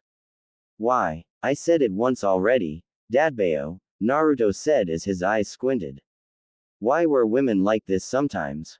His Jiji told him that it was answer that even the Shodai Hokage didn't even know. Apparently he was quite afraid of his wife, who was an Uzumaki, and from what the Sandame told the blonde, she was very, very dangerous. Forget it, Gaki, she said as she walked with him now and both remained silent. It was only a matter of time, before one would speak. Any minute now, the silence would break. Both of them were energetic, loud, and stubborn. Anko believed she was more stubborn than him and she would win. Unfortunately the whiskered blonde teen's mind was elsewhere. Soon enough they had both made it down to the ground and were walking towards their usual training spot. Okay. Gaki, Anko spoke a bit impatiently. The teen looked at her with a confused manner. I don't remember dissing on Dango today, Naruto thought as he feared for a kunai being aimed at his special place. That was apparently the golden rule with Anko. You never, ever place any food over Dango. I'm going to ask you straight, she spoke as her brown pupils locked onto his blue ones. Don't you see how some of the people glare at me? Don't you see how they talk about me or you when we're in the village together? I kinda did notice, Naruto said as he shrugged his shoulders. He was used to it. Well, not completely, but his day felt incomplete with the usual glare and hushed whispers of him, brat, and many other derogative terms. He did notice that Anko too received similar glares, lighter ones to be exact, but they were there. Frankly speaking, it wasn't his business and a part of him did want to pry into it, but some things were better left unsaid. He had an idea of how she felt about the whole thing. That was exactly the reason why didn't ask her or pressure her. Uzumaki Naruto never judged anyone for who they were, okay, except Sasuke, but he was exceptionally gifted in the art of being an asshole. And, I thought you'd be playing 20 questions about it now, Anko said with a bit of disappointment in her. She wasn't that close to the brat, but she had to admit that he was exceptionally cheerful and his attitude was one of a kind. That said, she was more or less getting used to interacting with the Jinchuriki of the Kyuubi more. The fact that he didn't seem to care about the similar slighted views she got made her feel a bit strange. Honestly, it's not my business to ask you about it. We all have matters we want to keep to ourselves, Naruto spoke with a shrug and then smiled a bit. His hand slowly rose and scratched the back of his head, an action he often did while speaking. Besides, it doesn't change anything. What do you mean? It's just what I meant, Dadbeo. The orange-wearing genin loudly proclaimed while throwing his arms up in frustration. Why couldn't she just drop the issue? Troublesome, indeed. How could he fix this? He needed to be smart about it, he needed to be careful in it. He would say it just like he meant it. Releasing a sigh, he spoke as he looked her dead in the eye and spoke with all the I mean that no matter what happens or any of the villagers say, you're still going to be Anko-san to me, Naruto said as he said it like it was the most obvious thing to the world. As if by Kami's will, winds blew in the forest and instead of creating a dramatic effect that one could hope for, dust flew in his eyes as he mentally cursed all that was not ramen and furiously rubbed his eyes. Had he stopped and registered the snake mistress reaction, he would have seen a pink hue caressing her cheeks as her brown eyes widened, and heard the soft, hushed gasp escaped her throat. This was a new experience for Mitarashi Anko. She had friends, not many of them, but she did have them. This was the first time a person she barely knew giving her such an odd sense of comfort and acceptance that she didn't think was possible. As she watched him childishly curse the dust particles, she couldn't help but laugh at his actions and the thing he had just said to her. Now this was something the blonde registered as her small act of happiness made him feel bewildered. He had seen her smirk, heard her laugh, and even threatened to carve away what made him a man, but this was different. This was nice, the way her face relaxed and morphed into something that made him blush was amazing. Her laughter was like music, and for the first time in his life, Uzumaki Naruto was speechless. Come on, let's go then, she said as the teen in front of her suddenly gazing at her with such an intense stare.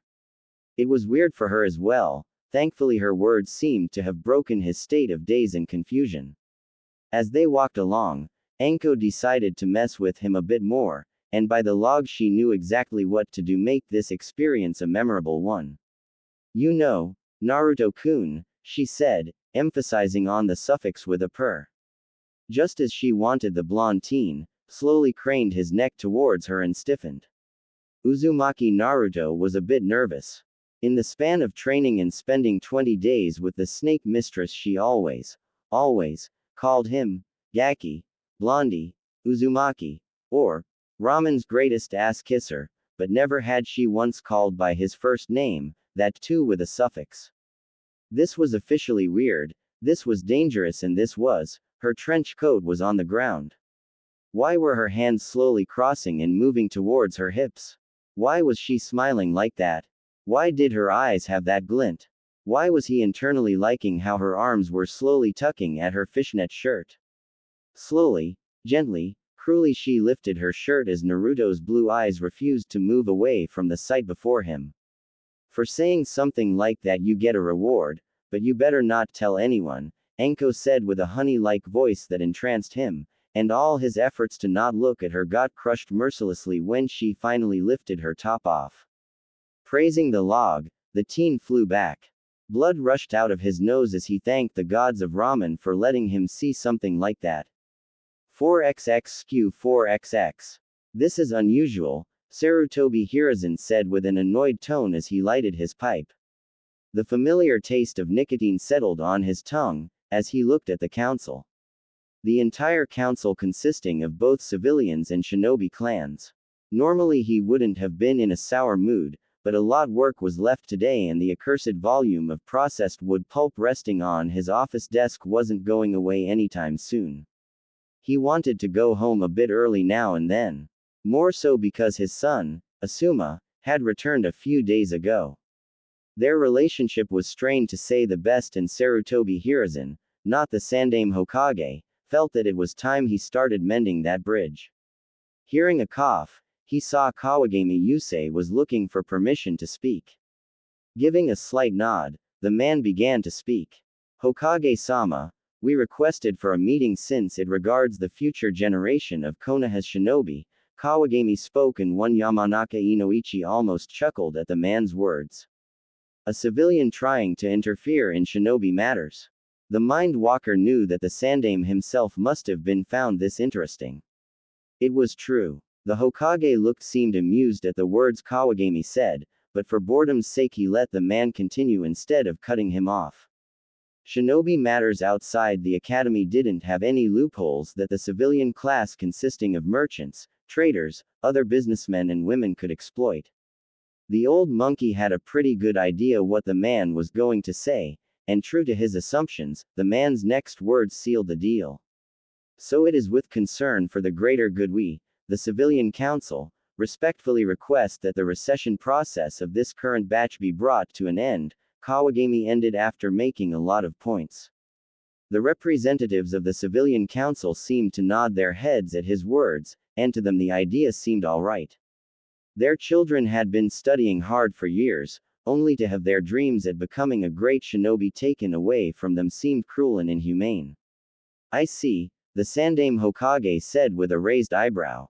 The man, Kawagami, had been talking for quite some time, and his old, trusted pipe served as proof as the final puff of smoke was exhaled. He looked at the clan heads and saw that they were not impressed. Not one bit. Personally speaking, he was quite tired of the meetings that the Civilian Council often held. If it weren't for the fact that Konoha still needed a year or two before they finally recovered from the debt caused by one very orange and large fox, then there wouldn't be a Civilian Council in the first place. His old friends, Kaharu and Homura, supporting them was something he found distasteful, and ever since the Uchiha massacre incident his relationship with them was kept to nothing more than strictly professional. Inazuka-san, the Sandaime spoke as he looked at the current clan head of the Inazuka clan. Inazuka-sum was a hothead by nature, but was composed when not provoked, and judging by the nearly annoyed look she had, maybe it was best to let her loose on them. No pun intended. What do you think of that? Completely unnecessary, Sum replied as her slitted eyes narrowed at Kawagami. She spoke, a tongue of steel forming sharpened words, the overall skills that most genin now have is pathetic compared to the ones from the previous generation. I remember 10-year-olds being more athletic than these kids, my own pup included. Just like he expected, Sum kept it short, crisp, and to the point. She didn't say anything wrong, and it was true. Unfortunately, the other half of the council didn't seem to agree with her opinion. Their only children, Inazuka-san, another member of the civilian side, spoke. Sakazaki Tenchi, one of the more prominent rich men in Konoha, looked at her with a flabbergasted expression. The reason why we agree to this is because we don't want another Uchiha Itachi to emerge. Uchiha Itachi was an exception, Yamanaka Inoichi spoke this time. The man looked at the Hokage and understood he was allowed to continue. Even by bizarre standards, Itachi was different from most shinobi. I've studied his file at least 100 times by now. He had PTSD before he was even admitted into the academy after witnessing a great battle in the Third Great War. The reason why we, the Shinobi Council, agreed to the mutual agreement for the academy was because this is peacetime. Wait. Kawagami spoke again this time. He looked at the Yamanaka head and continued, Yamanaka-san, are you suggesting that you would have agreed to let your daughter go out in the field when she was 10? Yes, Inoichi replied without a single hesitation. If things had gone smoothly without the Kyuubi's attack, the overall conflict-free period, and of course Uchiha Itachi's one-man genocide, then yes. I would have let her go and become a kunoichi. But she's a child. 10 is not an age for children to enter a shinobi's world, another member exclaimed. I was 9 when I graduated, the Sandame said as everyone looked at him. Back then, if you didn't graduate at 9 you would be dropped out of the system. With all due respect, Hokage-sama, Sakazaki said, things were different back then. Our class, graduating age was 9 too, and all of us finished at the same time, Akamichi Choza said as he looked at them. His mouth, apparently free of food at the moment, his mind however was not. He then sported a thoughtful expression before speaking again, except Minato of course. He graduated when he was 7. Troublesome blonde, a lazy Nara muttered very softly as his head rested against his fist. Yondaime-sama was exceptional. He was a special one and a prodigy in every sense, one of them said, praising the Yondaime. This man was none other than Ryokade Kunio, owner of a chain of supply stores in Konoha. The Hokage's attention was fixated on him and the man idly wondered if he knew whose son he often overcharged on nearly every occasion. No, he wasn't. The voice of the usually quite Aburame Shibi made itself known as the civilians looked at him as if he spoke heresy.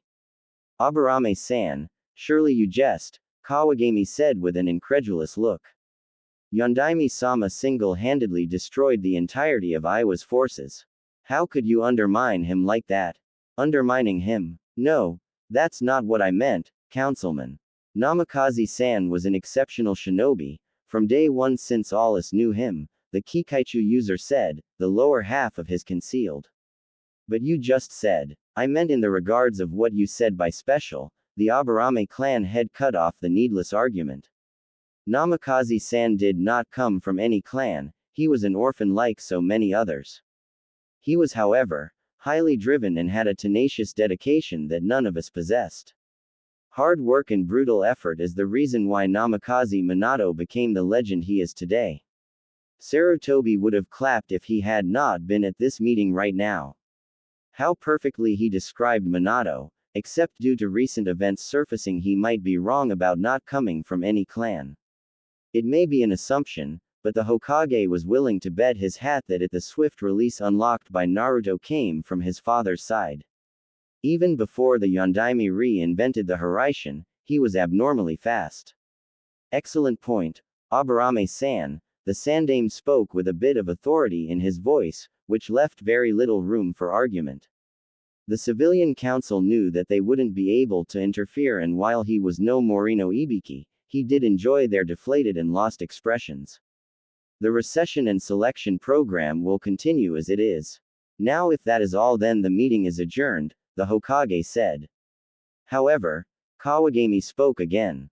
Hokage-sama, there is another issue we wanted to speak about, the man spoke, and Sarutobi was almost tempted to flare his killing intent. This constant game of cat and mouse was becoming annoying. I see. Regarding what exactly? Uzumaki Naruto, the man said, and almost instantly every clan head looked at him, the Nara head opening both of his eyes as he observed the man. Kawagami continued, we heard reports of the boy roaming around with a leaf headband, and since he's a civilian masquerading as a shinobi we demand he be punished. He's not a civilian anymore, Sarutobi spoke. His voice, almost icy right now. He should have seen this coming from the beginning. Pardon, Hokage-sama, I think I misheard you, Kawagami said once more with his eyes threatening to bulge out as the Hokage gave his reply. You didn't hear me wrong. Uzumaki Naruto is officially a genin, and as such he has to wear the Hitai-8, Sarutobi spoke as he let the revelation sink in. It was something he kept from the general public because frankly it wasn't any of their damn business. But how? He failed the exams as he couldn't form the bunshin. To become a shinobi he needs to know the Academy 3, Sakazaki would have continued, but Inuzuka Sume's laughter didn't give him that space. Sorry, Hokage-sama. That was priceless. The Inuzuka clan head laughed a bit more and soon after the Akamichi head started laughing. Followed by other clan heads, and the Hokage himself was holding back his mirth. Is this funny? Kawagami said with a stupefied expression. That brat gets to become a genin, but civilian children, Normal people will get drafted. Are you implying something, Kawagami-san? Nara Shikaku said as he stood up straight and looked at the man with a serious expression. Something that was very rare, and highly unusual for any Nara in general. Apologies, Nara-san, but I don't understand your question. Normal, the Junin commander repeated the keyword the civilian representative used.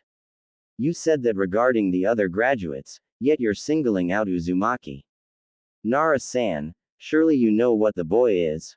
Of course I do, the shadow manipulator replied, each word slowly becoming louder. Most unusual for a Nara indeed, and from the looks of it he wasn't done as he started to speak once more. He's jailing a certain fox. A fox so powerful that it would have trampled the entire village if the Yondaime, who was a sealing master, hadn't sealed the beast into a boy, who to this day unknowingly holds the beast at bay. So yes, Kawagami-san, I know exactly what the boy is. A normal boy with horrible chakra control, like so many of the other normal people of this village. Once more Sarutobi Hiruzen was astounded today. It seems that the clans were finally taking the matters into their own hands. Now that Naruto was a shinobi, things would change for him, and from the looks of it Shikaku was already moving one of the pieces. 13 years ago, I made a rule, the Hokage spoke as everyone looked at him, the Nara's chilly words still affecting the civilian side. No one was to tell the boy about the burden he bore, the beast he held back. That the Yondaime wanted the child to be seen as a hero. Instead he was treated like a pariah, avoided by elders and young ones alike. I tried every now and then to give the boy company, I couldn't due to my role. However, I did not expect people to treat him like that, to overcharge him for the basest of needs, and finally to outright deny his existence as a normal person. A sad affair. Sad and stupid. That will be all for this meeting. Next time someone decides to call for a meeting for baseless discussions, make sure to discuss it somewhere behind a dumpster, Sarutobi said, and using a shunshin, disappeared from the room. Slowly the civilian members left with annoyed and deflated looks. The shinobi was leaving except the Ino Shika Cho trio. Something wrong, Shika? Choza asked as he saw his friend still sitting and adopting his iconic look that reeked of sloth. Nothing, just annoyed. That little rant made me drained, he said as he looked up at the ceiling. You know, Inoichi spoke, a small smile tugging at his lips. If I didn't know any better, I'd say that was probably the most enthusiastic you've ever been at these meetings. Troublesome blonde, Shikaku muttered as he saw said blonde chuckling in mirth. 4XX skew 4XX. Troublesome blonde, Shikamaru muttered as he saw said blonde gritting her teeth. Her platinum blue eyes stared at the lazy excuse of a human being whose current pace was slower than a dying snail's, his back facing her as his walk only ridiculed her pride further. She was not someone who would be treated like this. The clans Yamanaka, Nara, and Akamichi had been close allies traced all the way back to the era of the Warring States. When Konohagakure was established, the trio were among the first 10 clans that joined. She, Yamanaka Ino, was not someone who needed her hand to be held. The fact that her father had been trying to make her eat more and gain a bit more weight came off as annoying. She had stated, with confidence, that she was better than half of the students that graduated. Her father, her daddy who she remembered spoiling her for nearly all her life, sighed at her behavior and for the first time was disappointed in her. Disappointed at her proclamation apparently, and the head of the INT department had asked for a friendly spar between her and Shikamaru. Of course he wasn't there as he had to go to damned meeting. In her mind it was frustrating that she would not be able to prove him wrong regarding her strength. Now she was grateful that he wasn't around. The girl who was so vehemently in love with Sasuke-kun had been beaten soundly by the lazy sloth of a human being. When her spar began, she had the upper hand and was making Shikamaru stay on the defensive at all times. Of course that all changed when Yoshino-san had appeared with a frying pan that the Nara matriarch carried with her, reasons unknown, and the lazy ass who barely ever showed interest in doing a task was re-energized. Shikamaru, while staying on the defensive, didn't let Ino use her clan's secret technique. He kept molding shadows and kept subtly attacking her. Whenever the distance increased, he switched to projectiles. However, it wasn't a physical blow that made her lose the match. No, that honor belonged to Shikamaru's mind, which intricately formed a web of nasty plots as she kept running and dodging the strikes. Before she knew it, she was exhausted and was pouring out sweat. Her body no longer had the fragrance of flowers in her special perfume she bought to impress a certain someone. She reeked of dirt, dust, grass, mud, and the natural odor a human body released when overworked. She couldn't even properly dodge by the time the shadows sneaked up and caught her, a bed of kunai and shuriken behind her, as Shikamaru stated that he was going to lie down and watch the clouds. That ended the match right then and there. That's what made her feel so frustrated, and the look that her mother was giving her did not help. Her mother, Mira, was from their clan too. While she was not as famous or physically strong as her husband Inoichi, Tokubetsu Junin was her highest rank before Yamanaka Mira retired. However, she was a master of mind games and was known to keep her husband in line. Ino often heard that her spunky and confident oozing nature came from her mother. She also knew that her mother was at odds with her. Those issues would be her overall lack of physical training, her diet which Mira deemed as unnecessary, her rivalry with Haruno Sakura she didn't even want to talk about, and finally about her love life.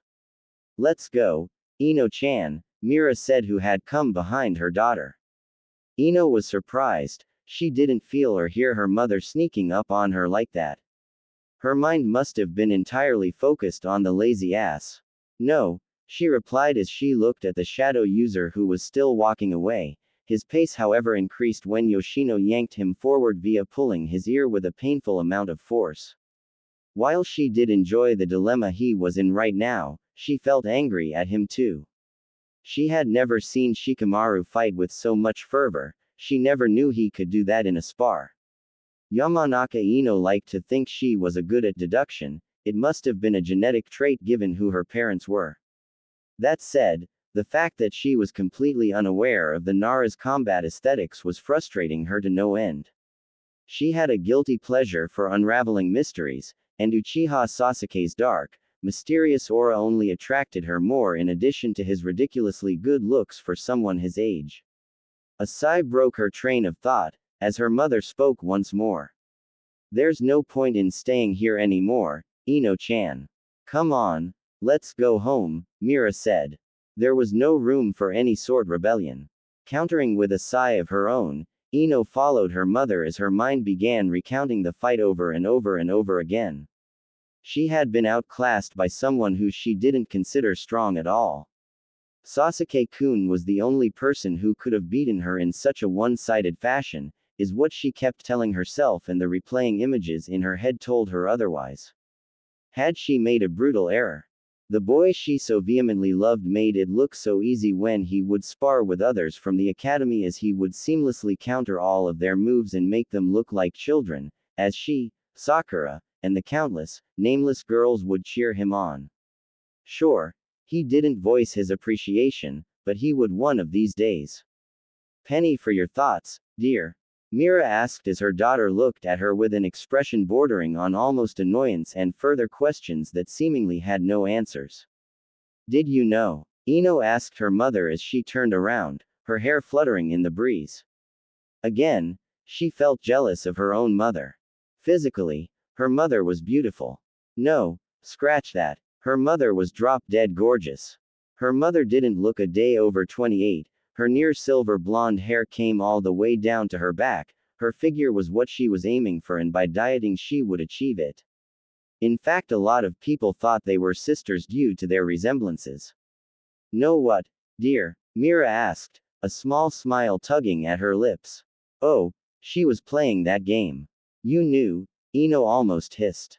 Her mother, her own mother, knew that she would lose against Shikamaru and didn't help her in preparing. This was treason, betrayal of the highest order, and something she voiced. "You set me up to fail, didn't you? Along with 2-chan. Set you up to fail. What parent would want that for their child?" Mira retorted, and the small smile disappeared as she looked at her daughter, lips pressed and walking with an air of indifference with her.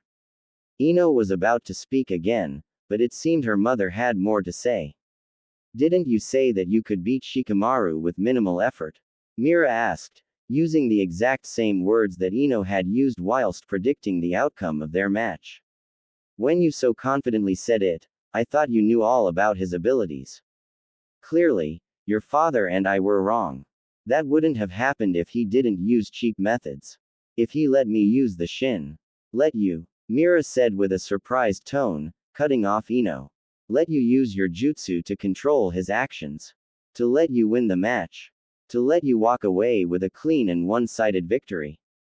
Yamanaka Ino for the first time in her life had no retort to such a response. How could she? Her mother had broken down whatever argument she was going to build up. Long before they knew it, they were back in the Yamanaka flower shop, and her mother was busy setting up the shop.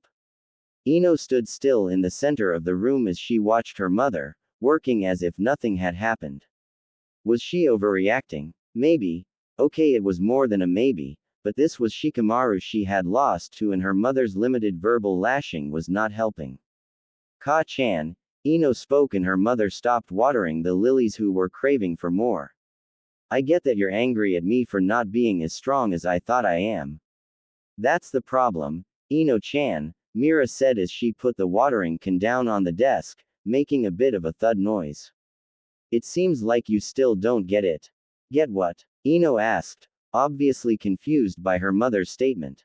You know, the girl I raised was much smarter than the academy graduate in front of me, Mira said with a smallest of bit of disappointment in her voice, something Ino caught onto immediately.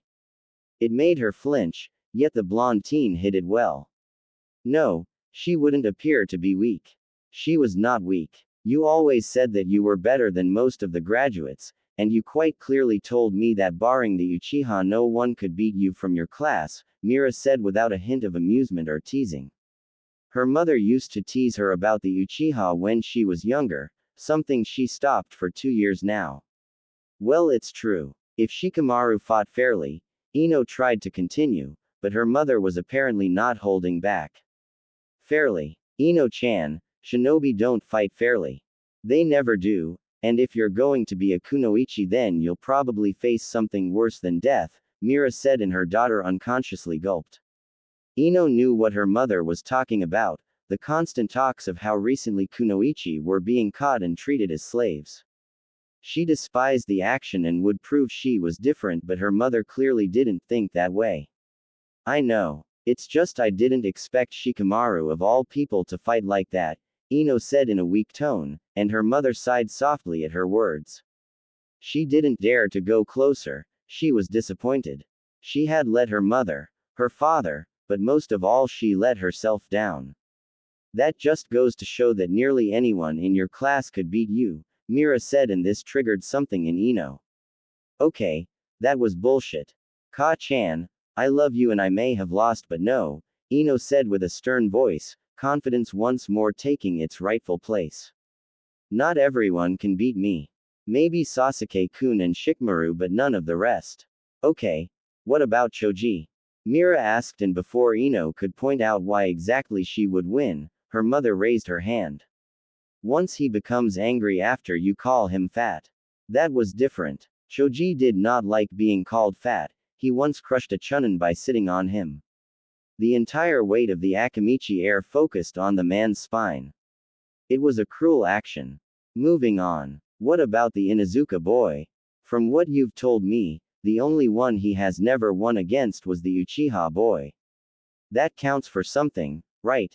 Mira said, and once more Ino could not deny the logic in her words. The same can be said for the Aburame heir too. Their clan rarely uses taijutsu, they rely on their kikaichu to do their work for them, Mira said, and Ino groaned as she remembered the bugs that constantly buzzed around the creepy dude who hid his face. She did not want to fight against him. Gross. Then she remembered something. What about Hinata? I've beaten her several times before, Ino said as she remembered how the Hyuga heiress would often forfeit the matches against her.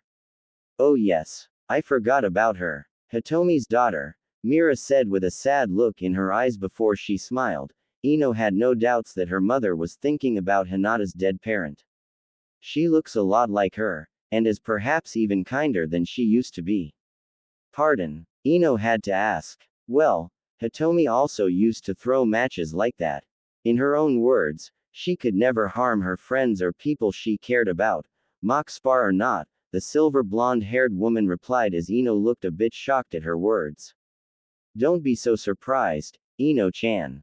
I'm pretty sure that Hinata has no doubt forfeited a lot of matches, and not just against you. The words hit her like a sledgehammer. It was true, Hyuga Hinata did not have a single mean bone in her.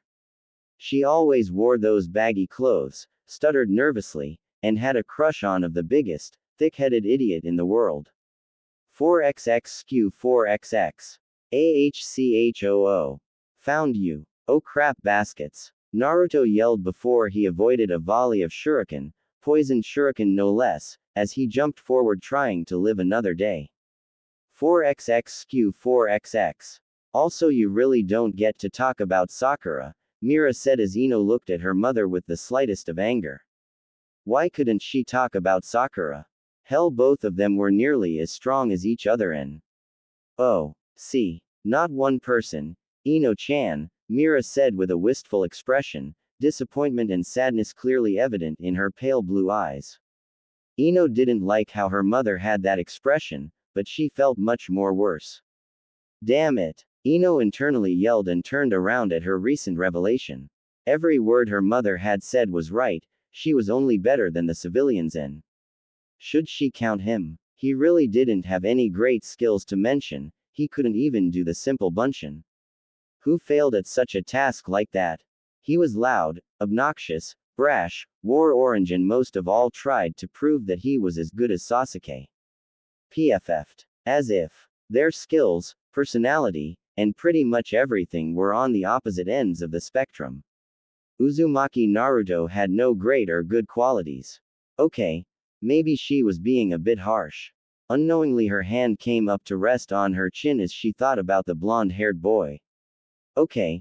Maybe she praised his guts for even thinking about putting Sasuke in the dust. Also, he never quit. His tenacity was unrivaled. Except the last day of the academy. He had failed again and she had seen the hopeless despair in his blue eyes. She was there with Shikamaru and Choji when they saw Naruto's face twist into a shape they had never seen. It was almost like, Ino-chan, her mother's voice broke the young blonde out of her small thought and Mira noted how Ino stood.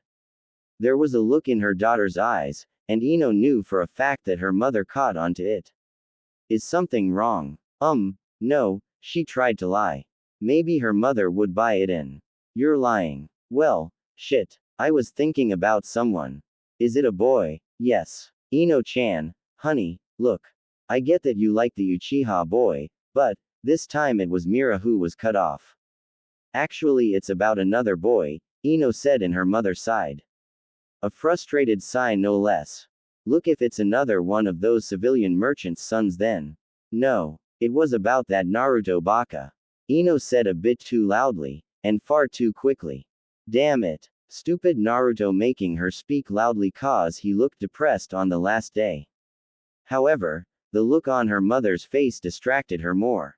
Oh, Yamanaka, Mira said as she lifted her index finger to tap her lips. I haven't seen him in a while. Haven't seen him. Wait, you met him? Ino asked, a bit surprised at this discovery. A couple of times. He actually buys flowers from us sometimes. Though he always comes in once a month, the Yamanaka matriarch said as she adopted an even more thoughtful expression on her face. Okay. This was officially getting weird for Ino. Her mother apparently knew Naruto of all people, and was concerned about him not showing up. But an even larger issue was that Naruto bought flowers.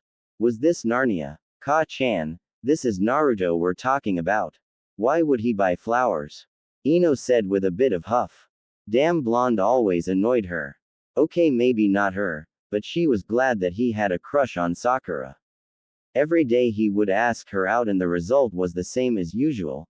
A loud scream of, Naruto baka, followed by one punch from Sakura. Still she had to hand it to him. After asking out forehead that many times, he didn't give up. Actually, he's been buying flowers ever since he was 9. It was right after the Uchiha incident, Mira said and stopped for a moment as her eyes widened. Ino caught this and decided not ask about whatever it was regarding the Uchiha issue. That was part of the reason why her fascination for Sasuke increased. The poor boy must have been broken, and she wanted to comfort him. Then one day, at this Ino blushed, maybe they would get married. She raised her hands to her flared cheeks. Ino-chan, are you thinking Naruto? Mira asked, seeing the flushed expression of her daughter. Her mother also had a wry smile on her face. Her blushing and gushing over Naruto. Sewer. Yeah, right. Me ever caring about that orange-wearing loudmouth, she added with a bit of anger as she crossed her arms. The day that happens, I'll gladly give up my feelings for Sasuke-kun. Oh yes, I forgot. What about him? Could you beat him? Mira asked, a bit too zealous to her daughter's taste. Beat him? Ha, I could probably beat him with one arm tied behind my back. His skills as a shinobi are horrible. He can't aim like Sasuke-kun, or fight like him. Plus Naruto thinks he can be cooler than him, Ino said, her voice slowly becoming louder as she saw her mother shake her head. True, but he's not Uchiha Sasuke now, is he? Of course he's not. He's Uzumaki Naruto. Loudmouth, Dobi, and perhaps the greatest idiot in the world who can't even perform Bunshin, claims that he'll be Hokage one day, Ino finished, no mercy present in her statement as she brutally described an orange-wearing teen. Uzumaki Naruto couldn't do the normal Bunshin. Well, her mother spoke and Ino nodded her head. Yup, even her mother had to agree with what she said. That's not surprising. Yeah, and, wait, what? What do you mean, Ino-chan? No. What you mean by, that's not surprising? Ino asked as her mother adopted a thinking pose before speaking. Well, when we were kids at the academy, there was this one girl who was a bit like Naruto. She also couldn't perform the Bunshin and failed at it every time. Always making a dead, washed out excuse of a clone, Mira said, and her daughter giggled at her mother's words. Yup, that's pretty much the same with Naruto.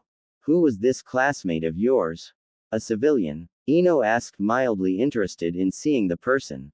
Actually, as far as I remember, she became an Anbu before retiring, Mira said, and kept the tone neutral so that her daughter would experience shock and awe. What? Ino asked, not believing what her mother had just said. A person who, like Naruto, failing at the Bunshin became an Anbu. How? In what way did that make sense? Maybe her wizened mother could answer the question. How did that person become an Anbu? Let alone a shinobi? Ino-chan, you must already know that the Academy 3 is pathetic, Mira said, not bothering to sugarcoat her words, and her daughter flinched slightly at that. She continued, the main reason this person in our class couldn't perform the simple Bunshin was because her chakra reserves were very, very large. Large? How large? How do I put this? Mira wondered before she snapped her fingers. Let me put it like this. If your father and I pool our chakra, it still wouldn't be half as much as she had. I suspect that Naruto has the same problem.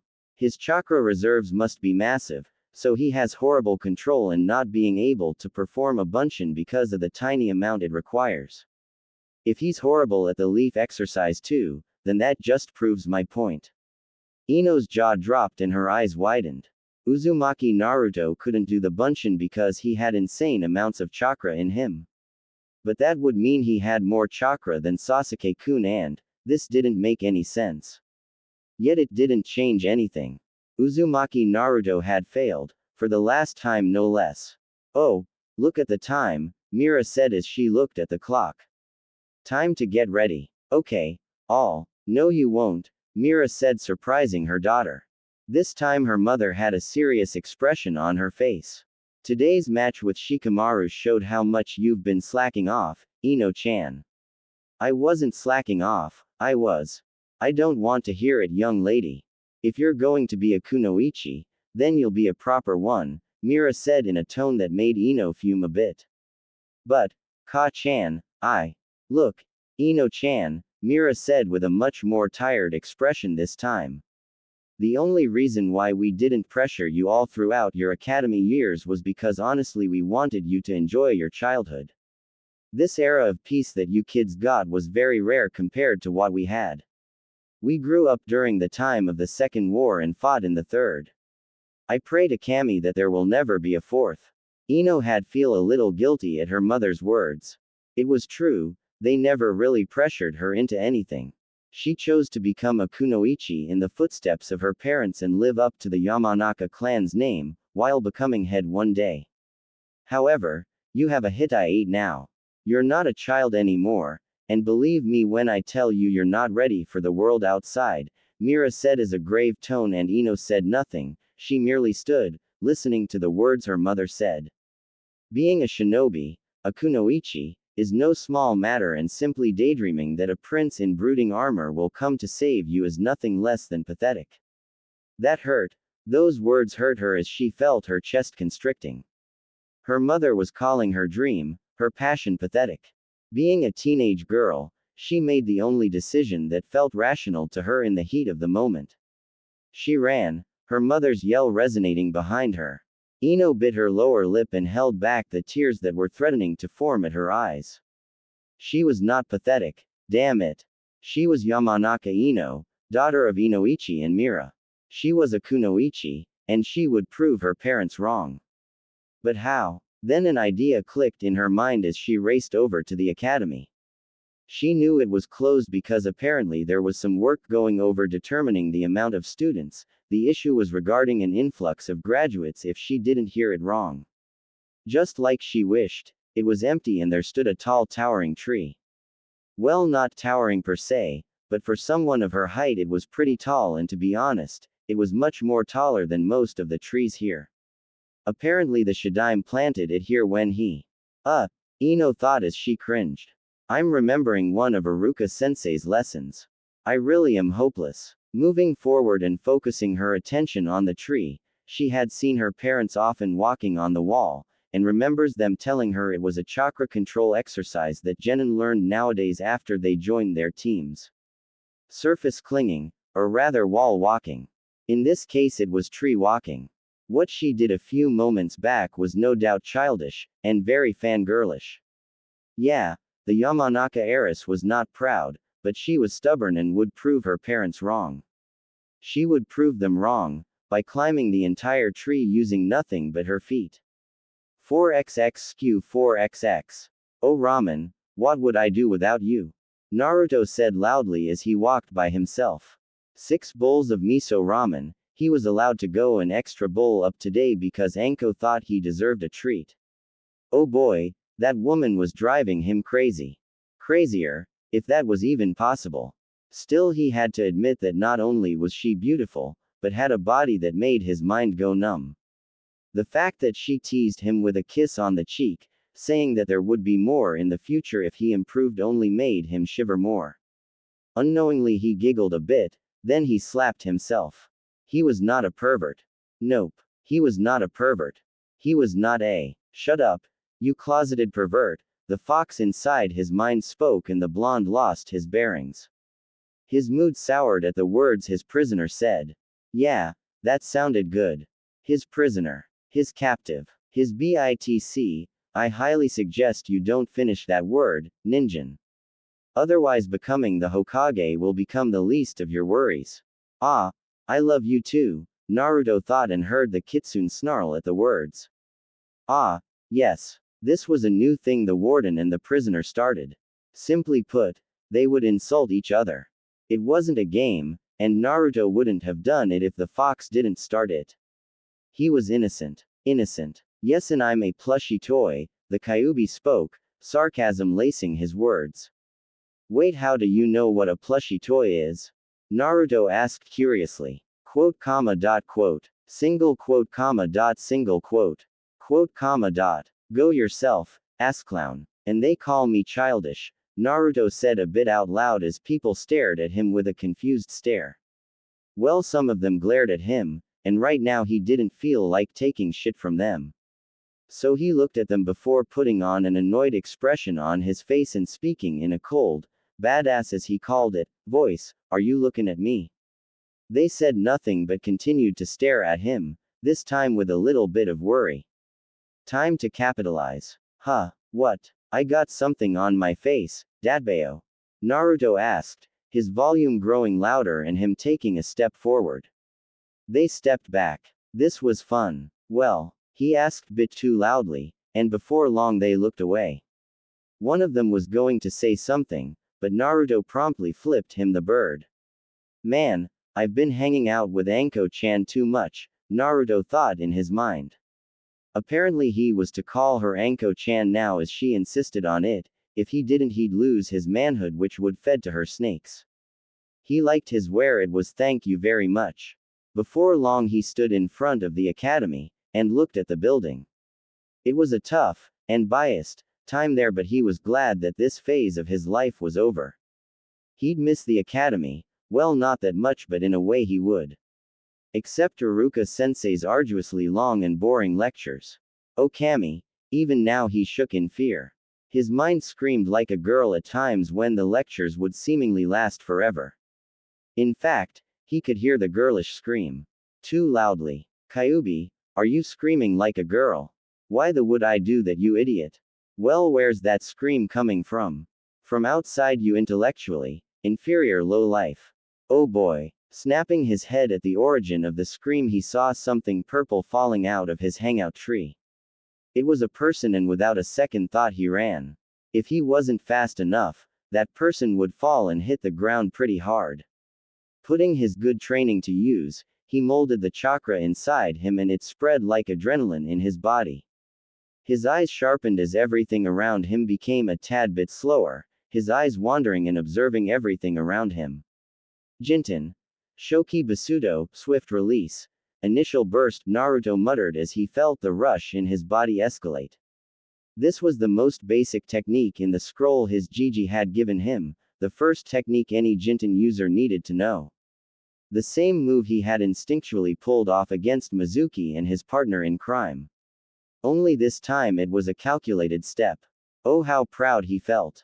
Moving at high speeds that only seemed like a yellow blur to the general populace, the Jinchuriki moved at high speeds and took 4 steps on the bark of the tree before jumping into the air. His target was close and he caught the person who was falling. He was pretty glad it was a girl. He saved it would have been severely weird to catch a dude in a bridal carry. Now that he noticed it, the girl in his arms was cute. She had pale blonde hair, not as awesome as sun-kissed hair with red streaks, but it was pretty cute. He liked it when girls had long hair, suited them well, and then when her blue eyes opened to look at him, he realized who it was. Oh, he said almost disappointed, it's you. 4XX skew 4XX. Yamanaka Ino was not sure how she felt about this. She had somehow managed to get up to the top of the tree. No, not entirely by walking up. She had climbed up and tied a rope to one of the higher branches, just in case she fell. Being prepared was a good thing, however walking down the tree was much more harder than getting up. She managed to get a few steps before she would fail at the task. Honestly, it was tiring too. In fact, when she thought about it, it was a stupid decision. She was already exhausted from her fight with Sloth Incarnate, and tree walking was not a good idea. As if karma had been personally listening to her, her rope tore under the pressure and she fell. Her body achieved terminal velocity and she would plummet down to be hurt, badly. She wished that Sasuke or anyone showed up and caught her. Bending forward and curling up like a child in a bed, she simply decided to wait for the pain to tear away at her. However, the crash never came. She felt someone catch her and move away at a rapid speed that messed with her senses. For a moment all she could see was the world blurring past her, a kaleidoscope of colors exploding as her eyes animatedly got lost in this accelerated view of the world. She quickly realized that she was in someone's arms, said someone was also emitting a large amount of warmth which she subconsciously liked.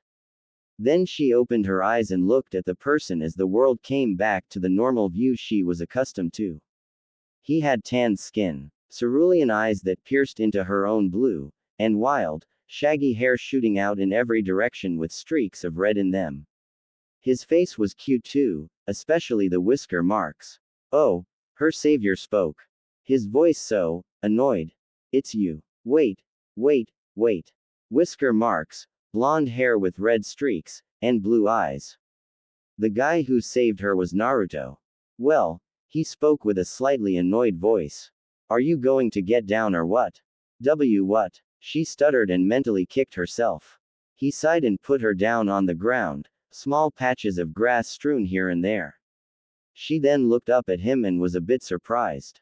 He was still wearing orange, but not his thrice damned jumpsuit, and it was only just the pants, which also had black tapes around his shins. He wore a black, short-sleeved shirt with red running down on the shoulders and both sides. He also wore his goggles around his neck, letting a fringe of his hair rest on his forehead. She had to admit, he looked different without that usual jumpsuit of his. Also, had he thinned out a bit? His hair was also slightly wilder. Ino, you're staring, Naruto said, making her stop inspecting him with her curious gaze. He looked up at the tree with squinted eyes and looked back at her. What were you doing up there anyway? I was, she spoke in a much more composed manner now. Tree walking, he asked, and naturally her mind remembered the idiot from the class. She almost forgot who he was. Yeah, idiot. Tree walking. Not that you'd know what it is, she said as she crossed her arms and waited for the loud retort to come. Instead she heard a sigh and saw him shaking his head. Well, good luck with that, he said and began to walk away. Uzumaki Naruto didn't retort. He was walking away. Wait. Yamanaka Ino uncharacteristically yelled and stood up. She then got down on one knee as she let out a yelp of pain. Her left leg ached like hell, and she guessed that the yank of the rope before her fall must have put the entire pressure on the limb. Oi, you okay? She heard and saw the resident prankster of Konoha looking down at her with a raised eyebrow. I fell out of a tree, and my leg is bruised. How the hell am I okay, Dobi? She said, and this time she noticed his cerulean twin orbs sharpening at her frame. Yamanaka Ino felt nervous under such a gaze. In all her life at the academy, she never saw the loudmouth look at anyone like that. True, they weren't the best of friends, hell, she doubted if they were friends, but that didn't mean he should look at her like that. It must have been the way she called him Dobi. Sorry. I was trying to be nice, but clearly you missed it, he said and spoke again. Goodbye then. Wait. Once more the clan heiress spoke, and the boy shook his head again, clearly not amused. Okay, this was becoming officially weird for Yamanaka Ino. Since when did Naruto act so normal? It was eating away at her brain. What? He asked as he crossed his arms, not even bothering to spare her a glance. Now that made her nearly snap at him. Who the hell did he think he was? Just because he saved her from falling down into a lot hurt didn't mean he had to treat her like that. She'd rip him a new one for that later, but needs came first when the devil drove. I need help, she said with a stern tone. He snorted. How dare he? Why should I help you? I already saved your ass once. Don't you see how I'm limping? I still don't see how that's my concern, Dadbeo. Damn it, you idiot. You're going to leave a maiden like this? Maiden? He asked with an amused tone. Sewer. I can't believe someone like you actually buys flowers from our shop. Ino almost hissed out at the way the blonde was treating her. No boy ever treated her like she was normal. Boys would mostly swoon at her, however Uzumaki Naruto did not. Perhaps he was too stupid to function you ally. Yeah, that explained it. No, he had a pervy jutsu that proved otherwise. Nope, he was just plain stupid. Other boys would have relished at the opportunity to escort Yamanaka Ino back to her home. Well, last I check it's a free village, I can buy anything I want, he replied and was going to continue, but preemptively stopped. He then smacked his forehead against his palm, quite loudly no less. She was starting to wonder if he was mentally challenged too. Stupid Naruto, how could you forget? He muttered to himself, but she heard the words and the tone he used. It was almost remorseful and as if he were kicking himself. The cerulean-eyed teen then looked at her before speaking, "Fine. Get on." He then turned around and got down one knee. Naturally not one to let this go, she had to ask. Why the sudden change in heart? He stopped and his voice seemed a bit heavy, guilty almost. "I need to buy some flowers." "Oh really? For what?" she asked with a confident smirk on her face. "I need to go to the cemetery." "Haven't been there in a while," he replied, and this caught her by surprise. This was something not expected from Uzumaki Naruto. She wasn't sure how to reply to something like that. "Still, who is it for?" she asked with a much lighter tone. As if appreciating her gesture, she saw his shoulders slacken a bit. "Someone who used to care about me," was all he said and motioned for her to get on. Not pressing the issue further, she put her hand on his shoulders and almost gasped. Almost. Uzumaki Naruto had very, very broad shoulders for someone his age. How come she hadn't noticed before? Oh right, the jumpsuit. Dismissing the thought, she got up on his back and fragrance of fresh leaves hit her like a storm. Wrapping her arms around his neck, she breathed in the dew and relished in the warmth he was emitting. It was so peaceful, so nice. She felt him shake a bit, and realized why as her cheeks reddened. Her chest was pressed against his back, and like any natural teen both of them felt a bit awkward about this. "Right," he said with a cough and got up. Unconsciously she tightened her grip around his neck. His calloused hand slowly reached for her legs, and instead of tracing his hand across her smooth legs even under the guise of an excuse, he rather held her heels. They said nothing, as they walked along the road earning the glances of many a person. For Yamanaka Ino, this was a strange experience. Sure, it was Naruto who was carrying her and that fact alone almost made her want to get down. On the other hand, she could feel his muscled, toned back in the warmth. The warmth was so different from anything she felt. "So why were you tree walking in the first place, Ino?" he asked, deciding to break the ice. "You know what tree walking is?" she asked. She couldn't even try to hide her surprise. "Yes, I know," Naruto replied with a small pout. He then sighed, telling him that he was just helping her like he would any other person in need. Still, the fact that she called him Dobi didn't put in any positive points in his book. And besides, she was Yamanaka Ino, one of the most popular girls of his batch and an heiress to a clan. What would she care of what he thought about her? She was just his classmate. Nothing more, nothing less. "That's weird. You knowing things about actual shinobi arts," she said and heard him chuckle. "I'm slow, Ino. Slow, not stupid. Though you and Sakura seemed to think otherwise." Naruto stopped himself from adding the suffix to the pink-haired girl's name. Something that he would need to get used to at one point. "Wait, not Sakura-chan?" she asked incredulously. This was different. She was definitely in Narnia. "Things change, Ino. People change too," he said and then stopped. His head looked up at the Hokage monument, his eyes focused on the fourth Hokage. Sure, he now had a bone to pick with the guy, but at the very least it showed that the yellow flash trusted him enough to make him the jailer of the most powerful Biju. Uzumaki Naruto would become Hokage, or he'd die trying. Ino, curious about his sudden stop, raised her face and saw he was intensely looking at the Hokage monument. She rested her face on his shoulders and for the first time she let out a small gasp. His face looked so different when he was serious. Almost like Ino-chan. She heard her mother's voice and looked at the direction from where it came. Oh, she was standing outside their flower shop. The trip ended quicker than she thought. Well, that was a bummer. Wait, what? Ka-chan, Ino said, looking a bit downtrodden. Her mother was right, she was Path. Wait, Ka-chan. Both Yamanaka females looked at the ramen-loving teen as he had a surprised expression on his face. Disbelief entered his mind as he looked at Ino's face on his shoulder and the woman before him. He sort of knew the woman.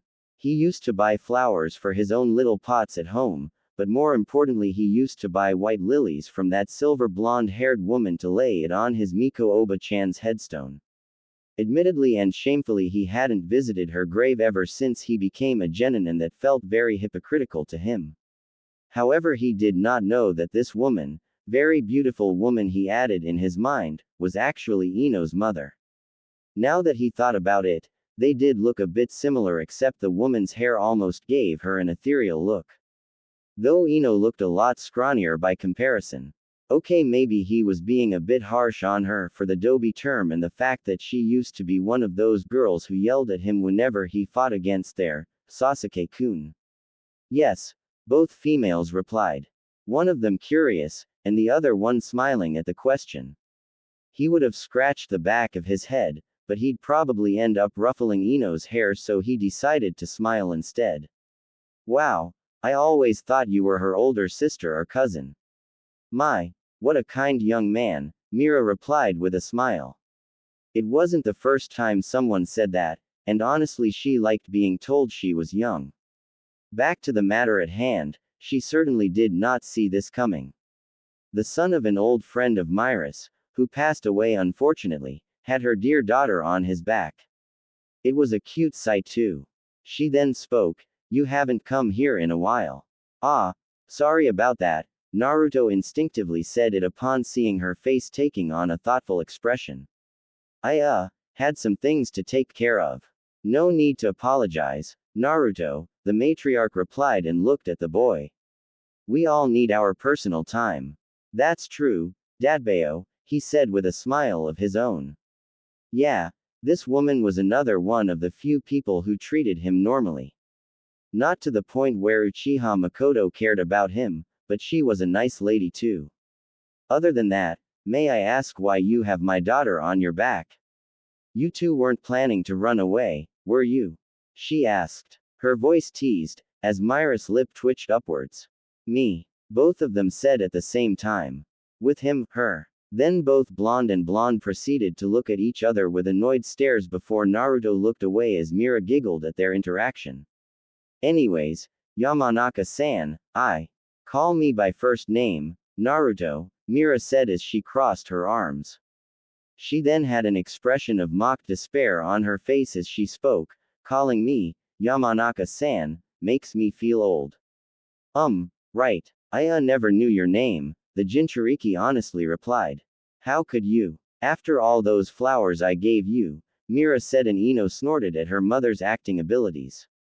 "It's Mira. Right, Mira-san," he said and then continued, "I need some flowers and also, to drop off your daughter. Speaking of which, why is my daughter on your back?"